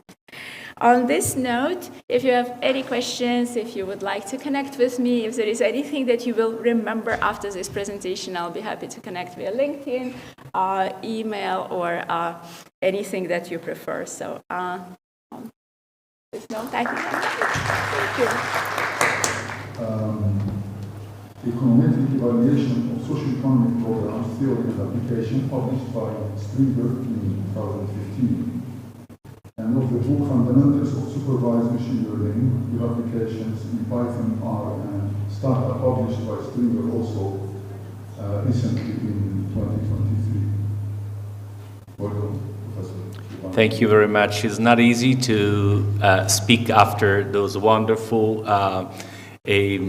speeches made by my colleagues there, and I want to take this opportunity to thank Professor Yassin and Professor Al-Dajjari and Professor Shaban for the invitation, and of course you and all the organizers for this wonderful opportunity that you gave us and gave me to be here. So first time in Jordan, so I'm really, also quite emotionally touched by this event, right? Okay, I'm going to speak today of, I will be a little more technical than mine previous colleagues, which means I might be more boring than them, but I hope not to be that. Anyway, the main idea here is to provide an application of AI to decision making on the part of policymakers, which is the current approach that I am following and I am researching on. So I want to speak about policy evaluation as an important field where AI and machine learning can contribute a lot. Okay, let me say that I will present it within, what I'm going to present is part of a big project that I supervise in Italy, which is called FOSR, Fostering Open Science in Social Science Research, that is providing innovative tools and services to investigate economic and societal change. The aim of the project is the one of building the largest Italian open science cloud for the social sciences, and one of the largest will become one of the largest in Europe, and by aggregating through 4 different dimensions of analysis: demography and society, grand challenges, exploration, aging, wealth distribution, inequality, and so on, migration, of course, social behaviors, by especially working on specialized surveys and experimental social science. So it means that we are organizing laboratories for doing experiments in a very direct way. Study the structure of the economy and in particular innovativeness in companies and businesses. And finally, and this is the part I am more involved in, which is the public policies and the ability to design a policy and evaluate policies for, especially perspective policies that we're going to apply in the next in the next rounds. Okay, let me say how artificial intelligence, automated decision makers can help policy making. This is the point at stake here. So we have to think about policy making as a selection problem. If we look at the policymaker with this lens, I think that it will be easier to understand how the social impact and the social welfare can be increased using these techniques. So Of course, I agree with you that policies are much more complex than just selecting the right beneficiaries. But in this sense, when it comes to understanding the impact of a policy, well, I assure you that this policy can be represented very well as a selection problem, a problem of selecting the right people to be financed, to be backed, to be treated, for example, in the healthcare systems, whenever, or for example, people that should be vaccinated, for example. So, on the one hand, we have the policy objectives, right, and many constraints. One constraint is a budgetary constraints. Everywhere we have not enough money for doing whatever we want to do, but we are obliged just to be constrained on that. Then we have the policy action. The policy making action is nothing but a decision, okay, and a decision-making process made by, for example, a given agency. And then the selection of the unit that should be treated in order to increase as much as possible the effect, either the effect or the welfare of the entire society. Okay, we have several options, and we would like to pick up the one that is going to generate the largest impact. That's the main idea that we want to follow. So, we have a government agency is in charge of administrating a policy, and then we have the evaluation of the policy. This policy evaluation has an ex ante nature and an ex post nature. This is after the fact. When everything has already happened, we want to know to what extent a given policy was or wasn't effective. In the ex ante evaluation, the perspective is exactly the opposite. We would like to design optimally a given policy for a next round of it, or a new policy that is incoming somehow. And if we are able to learn from the ex post in order to improve the ex ante, so learning from the past to improve what is going on for the future, we are in the realm of optimal policy learning, OPL.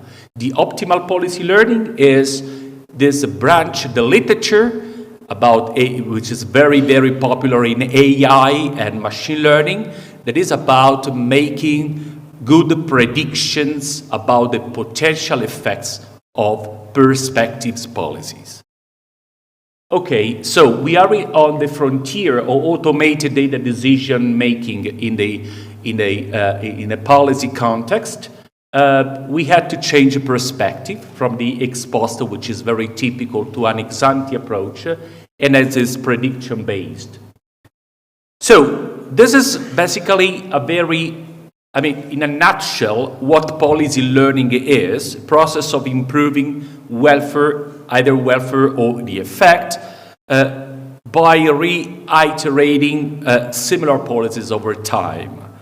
And the idea of the optimal tuning, the selection of individual into the treatment, because a policy can be seen as a treatment. This word can be applied in medicine, but at the same time we use a treatment also for, let's say, an individual that should attend a training program, for example. So it's the same. And then the main idea is that we have many different classes of policies that we use in our everyday life, and I will come back on this later. And what we wanted to do is maximizing a constrained welfare or effect. So what are the main pillars for optimal policy learning to work effectively? Well, optimal policy learning is based on two big pillars, two big literature, if you want, or streams of research at AI levels. On the one hand, we have the standard econometrics, and in particular the causal inference or analysis of counterfactuals. So in other words, what we want to do is to estimate reliable counterfactuals. For example, what would have been my behavior if I was, for example, treated differently compared to the treatment that I actually received. And on the other side, you see machine learning, which is very focused on prediction. So predicting an outcome is equivalent to predict the price of a stock. It's exactly the same concept, no differences, but the two needs to come together when it comes to decisions, because the decisions, even if we are sometimes not aware of it, decisions are based on counterfactuals. You have to decide over different options, but sometimes you have experienced only one of them. So how to come up with the one that would have been the best? So, okay, now I become a little more technical, but I hope you can catch the main point. What is a policy? Okay, a policy in our mind is many things. But in this case, a policy is something very simple. It's a mapping. What is a mapping? It's just something that you provide characteristics of individuals. For example, for me, this might be my level of education, my age, my social status, and other things. And I decide which kind of treatment to provide to myself. So, Dema, you have your own characteristics, and you will be assigned a given action or a given treatment, one of the K+1 treatment available. They can be 2, they can be 3. So this is the rule of assignment.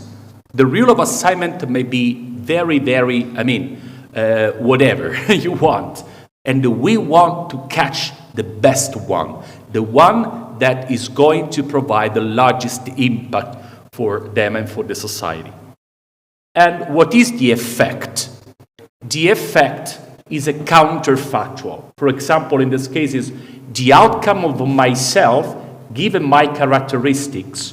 This is the outcome that I can get if I am treated by treatment 1. Treatment 1 can be whatever you want, okay? It can be, let's say, a given medicine.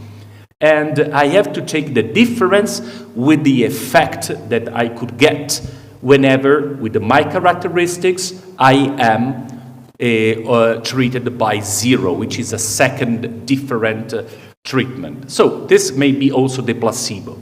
So generally, we call it tau x, because everyone has a different set of characteristics. So everyone in this class, in this hall, in this room, has a different tau, has a different possible effect in that we can get. So, well, this is just a repetition of what I said at the beginning, just a little better explained maybe. It is important to understand that the learning process in a policy is a part of the policy cycle. So we start from the eligibility units into the program. For example, this can be a PhD program, this can be a health program, okay, whatever. Then we have, in many cases, the unit can self-select into the program, for example, by deciding to apply for a PhD position. And then we have the ex-ante evaluation made by the agency, for example, a university committee deciding whether or not to allow to enroll a given individual into the PhD program. And then we have the in-itinerary evaluation, the unit behavior, for example, whether or not the single guy is going to come up with a PhD or not, whether or not he will succeed, right? Then we have the ex-post evaluation, which is, thank you very much.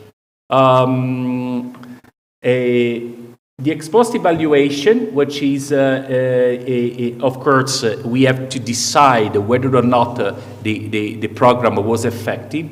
And then, using this experience, we are going to learn how to improve the capacity to attract those individuals that are able to increase the impact of what we are doing. Okay, I just want to, okay, this is the logic of the model, optimal treatment allocation. And you see that we start from the individual characteristics. We evaluate the counterfactual and we take the decisions. And for example, this individual can be treated, selected, or cannot be selected. So it's a choice 0-1 in that sense. Okay, what do we maximize? In other words, when we run a policy, what is the main object that we want to maximize? We can either maximize the welfare or the impact of the policy. And these two alternatives are, of course, different in terms of the value that you get. For example, the impact can be negative, while the welfare cannot be negative. It can only be smaller or higher, but or positive. Anyway, these are two different approaches that have been found in the literature. In the welfare maximization, what we do is to find the largest, the policy that is going to generate the largest average welfare. So the largest welfare for the average individual in the population. So this pi star represents the optimal policy.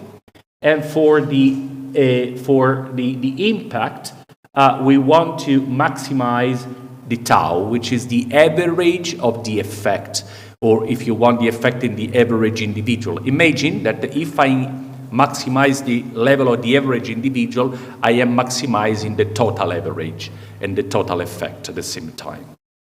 Okay, I may say that what is important is to describe when we get the optimal solution.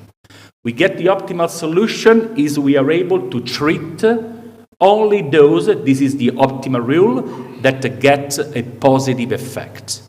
This is a fundamental, optimal, it's called first best solution. This is very important. So in other words, you consider all the individuals and you should treat only those having a positive tau by excluding those that have a negative tau. Imagine that some of them might have been treated even if they have a negative tau. So in the second round they will be excluded because we are only to pick up those having a positive tau. Okay.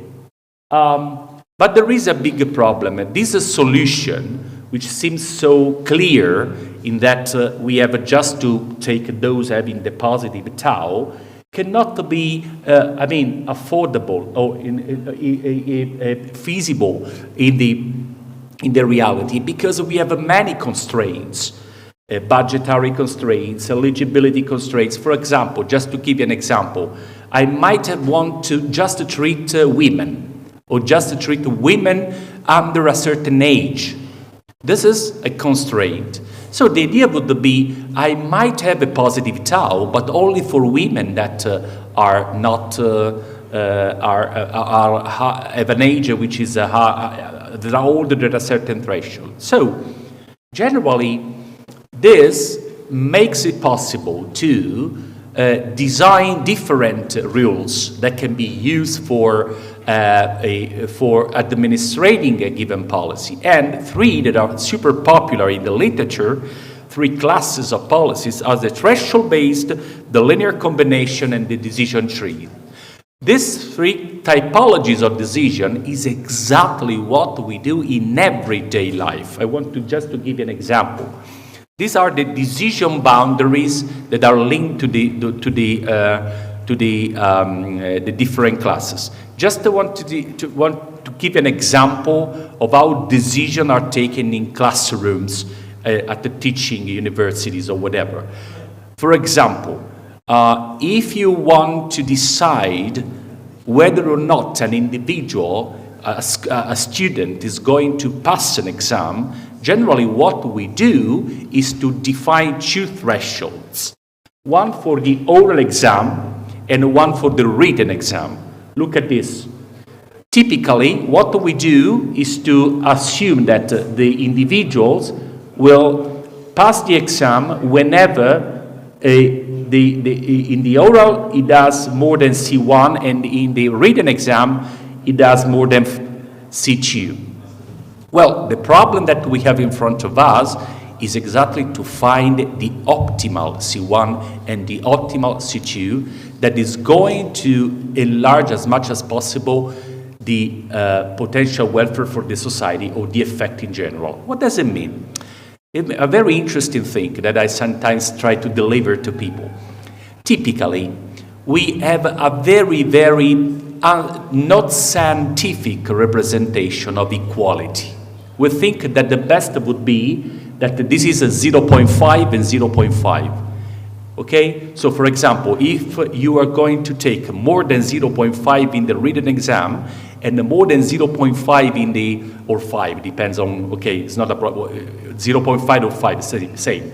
Or in the oral exam, you are doing well. Because it seems just, it is just, right, to our understanding. But from a welfare perspective, this can be highly suboptimal. Why? Because if we consider what is going on in the job market, you can discover that if you had taken this value lower by giving larger, for example, advantage to those having good marks in the oral exam, you will see in the future a larger set of employment, those for the society as a whole. In other words, we are designing a policy prospectively in order to maximize the future effect, the future employability. This is revolutionary. This is revolutionary because no one is doing that now. This is the way which we think the future of AI will work. And so you go at school and you see that your professor will say, the threshold for you is 0.3. 0.3? Why 0.3? Strange name. How did you come with this? Because this is the threshold that is going to maximize your employability in the future. That's very interesting. This is democracy in the true sense. It's not democratic when you say 0.5, 0.5. This is, falling down from the sky. But this is what is going to be a more personalized society in which you can deliver thresholds also at the individual level or at the general level whenever you are thinking that this can be also positive for that. Anyway, going out I'm going fast now. Okay. How to do this? Well, we have, this is where the project comes in. In our case, we are developing the policy learning platform. This policy learning platform is unique in its, for the social sciences. There are some things similar in medicine, but not exactly the same as we are doing here, what we are doing here. So the main idea would be to learn from past experience, to predict the policy and to come up exactly with those C1 and C2 or everything, whenever the decision is made in an optimal way. Okay, just I want to give you, this is a representation. It's a little, I don't have time to explain all the details, but this is the representation of the policy app that we're going to, this will become a policy app, an app that you can access and you have the windows, or you can, as I'm going to explain later, you can also use directly codes. But anyway, the main idea is that the policymaker has its own data from an old policy, a policy that's already occurred, okay? So what is in green is what the policymaker knows. What he knows is, these are the individual, Mr. 1, Mr. 2, Mr. 3, Mr. 8. The treatment, for example, in the policy that's already occurred, Mr. 1 was treated, 1 is treated, and Mr. 5, 6, 7, and 8 were untreated. So we had the characteristics, for example, this might be income. And then what you, not income, it's, okay, whatever you want. Age, for example, not very nice, but anyway. And this is income in $1,000 or whatever. Okay? So this is what we know. So we know who we treated, the characteristic of them, and the payoff in our policy, what we get from them. This is common knowledge. This already happened. Okay, now, given that, we are going to generate the mapping from the characteristics of X and the tau, the effect. This is where counterfactual modeling and machine learning comes in handy. They come in handy because they are able to lead to an estimation of tau. So we have the mapping, and for whoever we are considering in the policy and outside the policy, because it's a predictive thing, we can establish exactly the tau hat that we get. So for me, suppose that I was part of the policy, I can come up with my tau. But suppose that he is not part of the policy, so it's a completely out of a sample individual, I can predict on him what is the tau. This is the great things that machine learning can provide. Okay, now, this is the first step, which is called the MACATE, because this is called CATE, Conditional Average Treatment Effect. And then we have just to decide which kind of policy we want to run. If you want to run a threshold-based, a linear combination, a decision tree, and then you have immediately, magically, you have the final output. The final output is made of two things, very simply. You have who is going to be treated and who is not to be treated in the new population, and the maximum welfare or impact that you can achieve in this kind of policies. So this is the very final. So the policy maker has all the information to run your policy or to support this policy in a convenient way. This is an example from in which we are maximizing, for example, the welfare this is a policy in which we see that the optimal threshold for age was 42, meaning that if you're going to treat people older than 42, you are maximizing the welfare of this policy. And this is one of the outputs that we can get, as you can see, just for the threshold based, of course, and you see that you can have the orange dots, the orange points represents the individual to treat in the new population. So imagine new coming individual, and I can decide who is going to be treated, who is going not to be treated, depending on the scenario that I can depict. Okay, how to do this?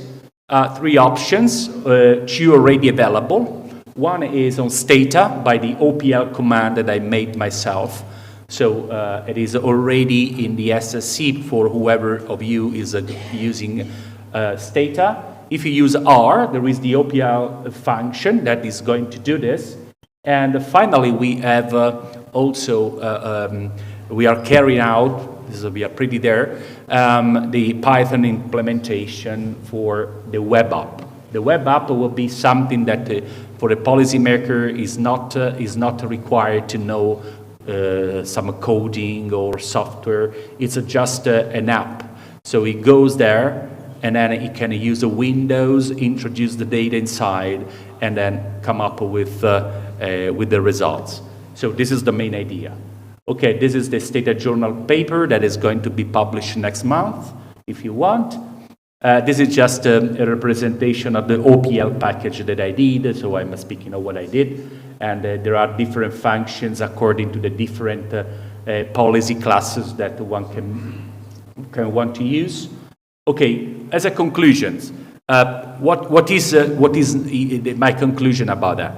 Is that we are moving step by step into a much more automated process of taking decisions supported by data. This is a big novelty. We did it before, but heuristically. Heuristically means with many mistakes. Now we can do this in a more reliable way using machine learning, basically. So behind that, we can also, train a neural network for deciding the tau or a boosting or whatever algorithms that we believe to be the more appropriate in that case. And of course, the causal inference.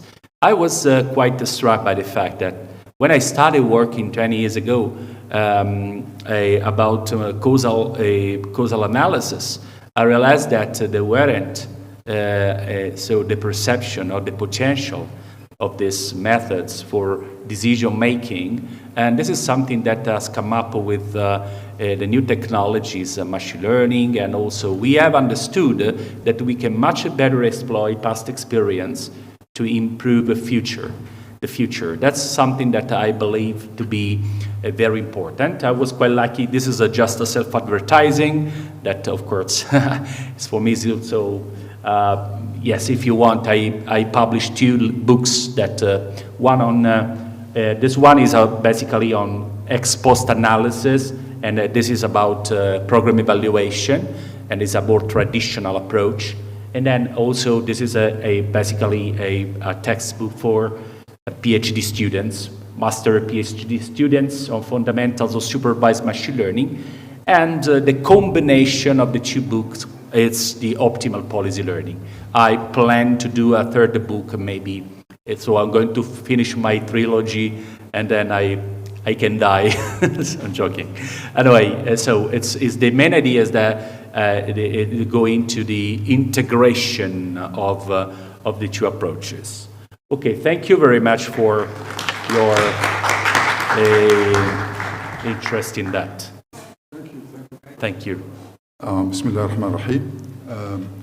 Let me first introduce myself. My name is Muhammad Madi, and I am a professor of statistics and the Dean of the College of Business and Economics at the UAE University. And since I'm going to talk about SICB accreditation, let me tell you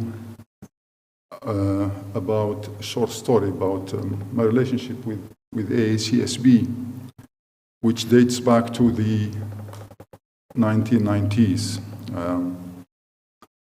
So in the early 1990s,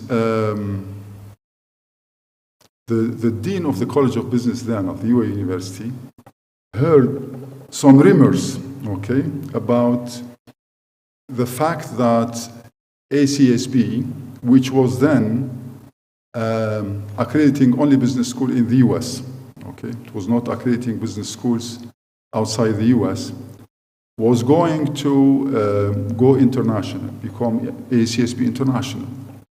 And so what he did, he went to the provost who was planning to go to the US.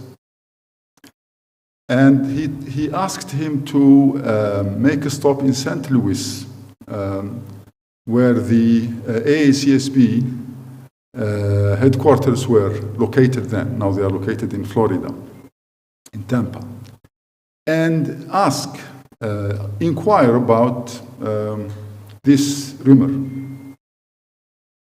And so the Dr. Rashid al-Naimi, who was the provost then, made a stop in St. Louis and went to the office of the president of SICB.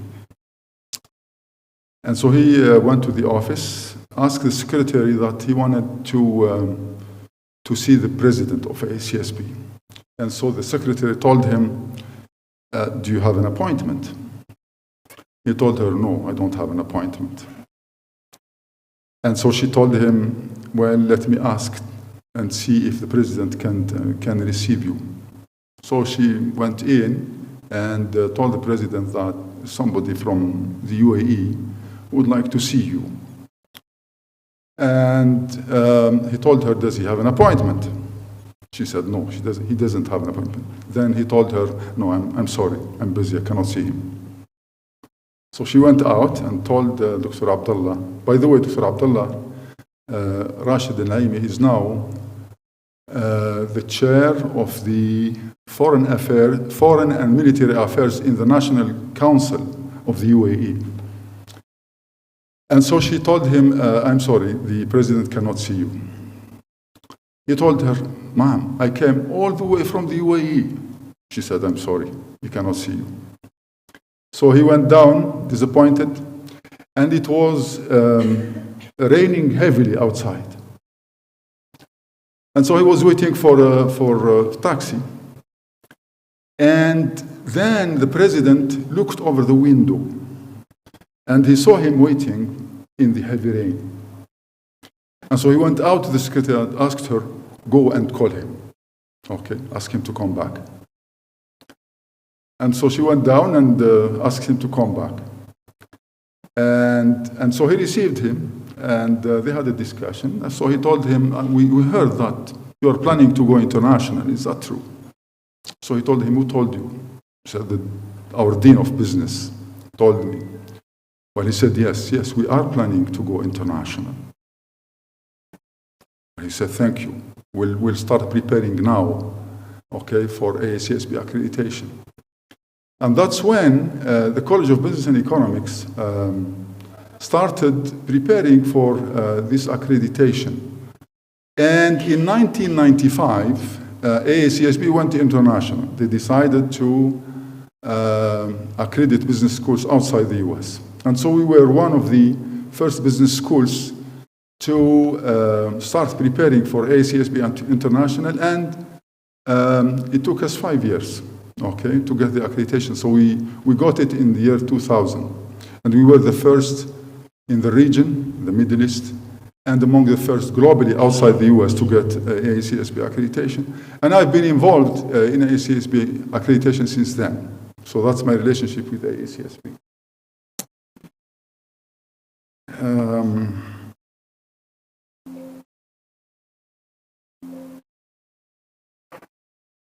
Okay. So, don't you go down? Okay, so I was saying that AACSB went international in 1995, but AACSB started, and it was established in 1916, that's over 100 years ago, okay? And they started by accrediting top business schools in the US, okay? And they continued accrediting business schools in the US until 1995. Now AACSB is present in over 100 countries, okay, with either member schools, okay, schools who are members of AACSB, or schools who are accredited by AACSB. And here's this map tells us what, give us an idea about the presence of AACSB in the world. And so the dark green, okay, that's where AACSB has schools that are accredited by AACSB, all right? And the light green, that's where AACSB has member schools, but without accreditation. But they are in the process of getting AACSB accreditation. And the gray areas are the countries where AACSB is not present, neither with members or with accredited business schools. And you can see that Africa, okay, there's not much presence in Africa.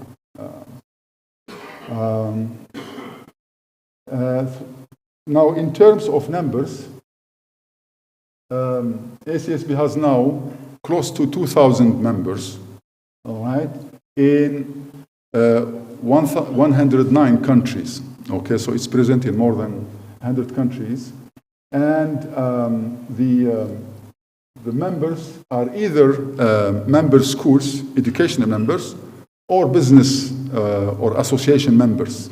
Okay, so currently they have 1,834 business schools that are members, all right? And the rest are business management association members.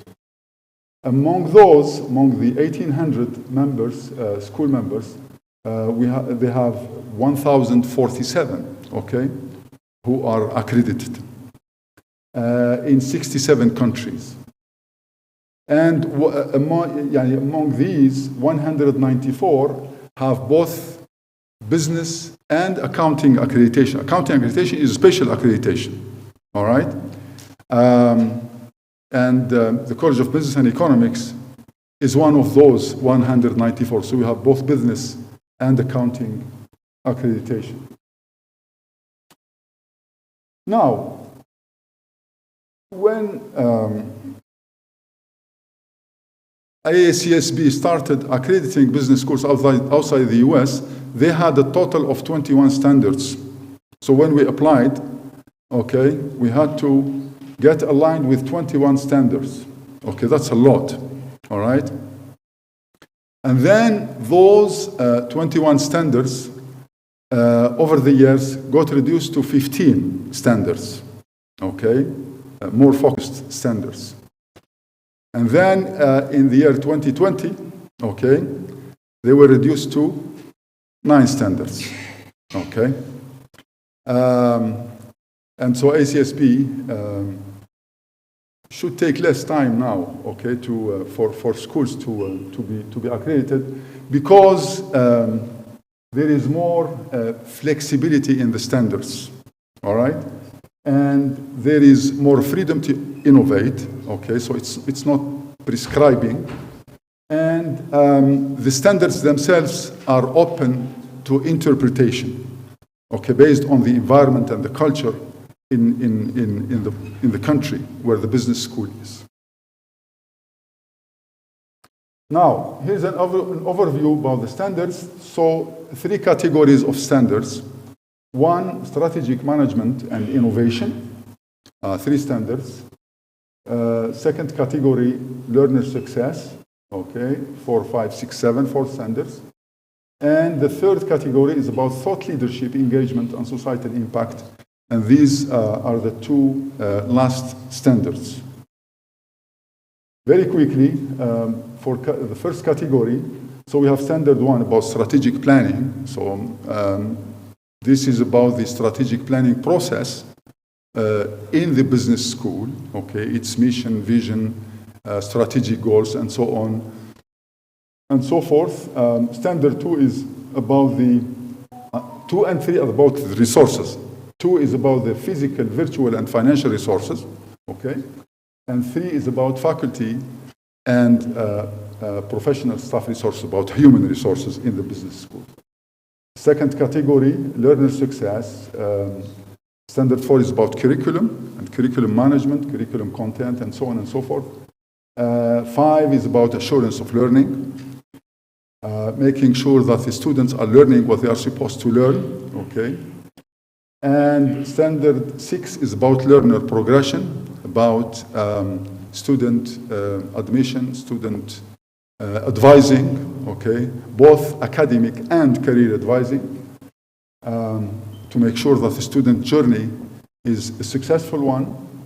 And standard 7 is about teaching effectiveness and impact. And this is a standard, a new standard that has been introduced in 2020. It was not there. Before that, SICB was not talking about teaching, okay? But now, here, they have realized that teaching is as important as other aspects of the business school mission. And the last 2, standard 8 is about impact of scholarship. The word impact was not there before, okay? So before, this standard was talking about scholarship, research, publication, all right? Where the school were required only to show that a good cross-section of faculty are producing research. It's no longer true. Now, they are not talking about research only, but what kind of impact this research is making. Okay, theoretical impact, practice impact, impact on pedagogy, impact on teaching. Okay, which is important.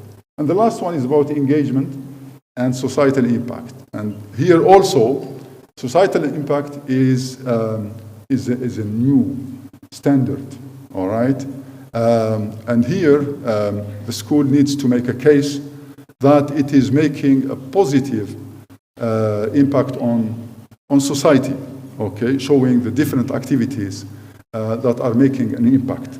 So the impact is not impact of scholarship only, okay, but impact in general, okay, what kind of activities the business school is engaged in to make a positive impact.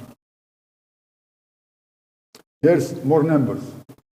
Now, these are the schools who are currently seeking initial accreditation, including the School of Business in this university. So we have a total of 268 business schools seeking, working on accreditation, 37 in the Americas, South and North America, 115 in Asia Pacific, okay, and 116 in Europe, the Middle East, and Africa. And so as you can see, now more schools are seeking ACSB accreditation outside the US, outside the Americas, not only the US, all right? So ACSB is expanding more outside the US. So it was a good move when they went international, okay? Now, common standards cited, okay? So these are the standards where the peer review teams, when they go to schools, either for the initial accreditation or for the reaccreditation, for the continuous improvement review, these are the standards where schools are facing more difficulty and more challenges, all right? And these are the percentages. And so 67% of the schools, and this is during the period July 1, 2023, and June 2024, yani 1 year, all right? And so the peer review teams, this is what the peer review teams have noticed, that these are that 67% of the school they visited had problems with standard 3, which is the faculty and professional staff resources. And 58% were facing challenges about standard 1, strategic management.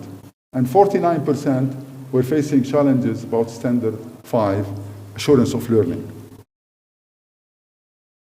So, if we take standard 1, standard strategic planning, this is what they have noticed. They have noticed that the plans, the strategic plans in some of these schools, okay, are incomplete, lacking specificity, and lacking KPIs, okay?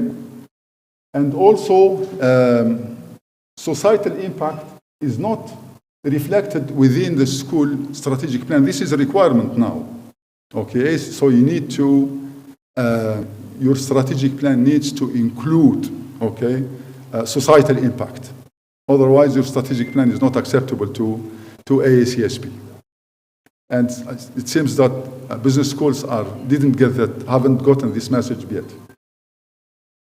For standard 3, schools in initial accreditation process are expected to meet faculty qualification and sufficiency ratios, and normally will be expected to demonstrate alignment with this standard before they get visited, okay? And there are certain ratios. In terms of sufficiency, the school needs to make a case that 75% of its teaching is delivered by what are called participating faculty. Participating faculty, these are faculty who are engaged in all aspects of the school's mission. Yani they are not there to teach only, okay? They do research, they participate in service, and so on and so forth. These are participating. And the school needs to show that at least 75% overall of the teaching is delivered by participating faculty, and at least 60% within each discipline. And when it comes to qualification, the school needs to make a case that it has at least 40% of its faculty are scholarly academic, SA. Okay, scholarly academic means that they are producing research, all right? And 90%, okay, have one of the 4 qualifications. There are 4 qualifications in AACSB standards, okay? So you have the academics, which include the SA and the PA. The academics are the faculty who have PhDs, who have terminal degrees. And then you have the practitioners, all right, who have master's degree. And you have 2 kinds of practitioners. you have the scholarly practitioners. Even though they have a master, they are still producing scholarship. And you have the instructional practitioners. These are masters who are professionally active, okay, instead of being scholarly active. And the overall percentage of qualification needs to be at least 90% in order for the visit to the school to happen, okay? And so that's another area where schools are facing challenges. With regard to assurance of learning, standard 5, okay, schools have difficulty in terms of documentation of the AOL process, okay? Including both direct and indirect measures when they do the assessment, achievement of learning outcomes, making a case, okay, that they are achieving the learning outcomes, and evidence of curricular improvement resulting from AOL. Because AOL, assurance of learning, the final aim is to make sure that students are really learning. They are reaching or getting or meeting the learning outcomes of the different programs, all right? And also closing the loop. Okay, closing the loop means that you do the assessment, okay, you get the data, you analyze the data, you discover some gaps either in your curriculum or in your processes or in your teaching, and you're supposed to take the necessary action to close those gaps. And then you repeat the process again. You collect the data, analyze it, and you're supposed to show, okay, at the second phase, that you have closed the gaps that you have identified in the first data collection. So that's called closing the loop. And the schools need to make a case that they have closed the loops for all programs before they get visited. There you go. AI to the rescue. So the question is, can AI help in this regard? And by the way, AI to the rescue, I got a statement from a commercial in the US. Okay, when I was a student in the US, there was a nice commercial that I liked about Alka-Seltzer, okay, which is an anti-gas medication, okay, and it says, Alka-Seltzer to the rescue, all right? And so AI to the rescue. I mean, can AI help these schools overcome these challenges? And the question is yes, okay, there are some schools, okay, that have tried, that have used AI, and that got good results. And I'll focus only on the 3 standards that I have mentioned, where most schools are facing problems. So let's start with the strategic planning. These are just examples of what AI can do, all right, in this regard. So for example, you have a strategic plan, but you want to make sure that your strategic plan is a good one, all right? Well, AI can tell you, and so you just upload your strategic plan, all right? And then you ask, here's what you put in the prompt, to review and analyze the current strategic plan and identify any opportunities for improvement, okay? And I will tell you, okay, where you can improve your strategic plan. Isn't that amazing? When you are in the process of developing your strategic plan, okay, here's what AI can do. You want to conduct a competitor analysis and identify your own competitive advantage. That's what we do when we develop the strategic plan. And so you upload a competitor list of schools, and this is available in my accreditation, the platform, the SICB platform. And then here's what you tell AI. You are the Dean of Business at, and then can you put the name of your school. You have identified your competitor schools as, and then you put the list of competitor schools. Can you perform a competitor analysis for my school relative to these schools? what is my competitive advantage? And this is something that we include in our strategic plan, okay, when we are developing our strategic plan. Another example, analyze progress towards goal on a yearly basis, okay? Usually, business schools or any other school in general, okay, they go back to the strategic plan every year, okay, to see how they are doing in terms of implementation, and maybe make some changes to the plan. And so the data needed is results over time regarding metrics of success that have been set and are being tracked, okay? And then you tell AI, using the provided narrative of performance reports, refer to the separate file of KPIs to be tracked and extract relevant portions of the narrative that address accomplishment of the KPIs. Use the extracted KPIs to populate the progress this period or this year, depending on your cycle for revising or reviewing your strategic plan. Usually it's a 1 year. Okay, column in the table of KPIs. So it gives you a report on how you are doing. So this strategy. Regarding standard 3, here are some examples. Determine where gaps in faculty sufficiency and faculty qualification exist and what resources are needed to close any gaps.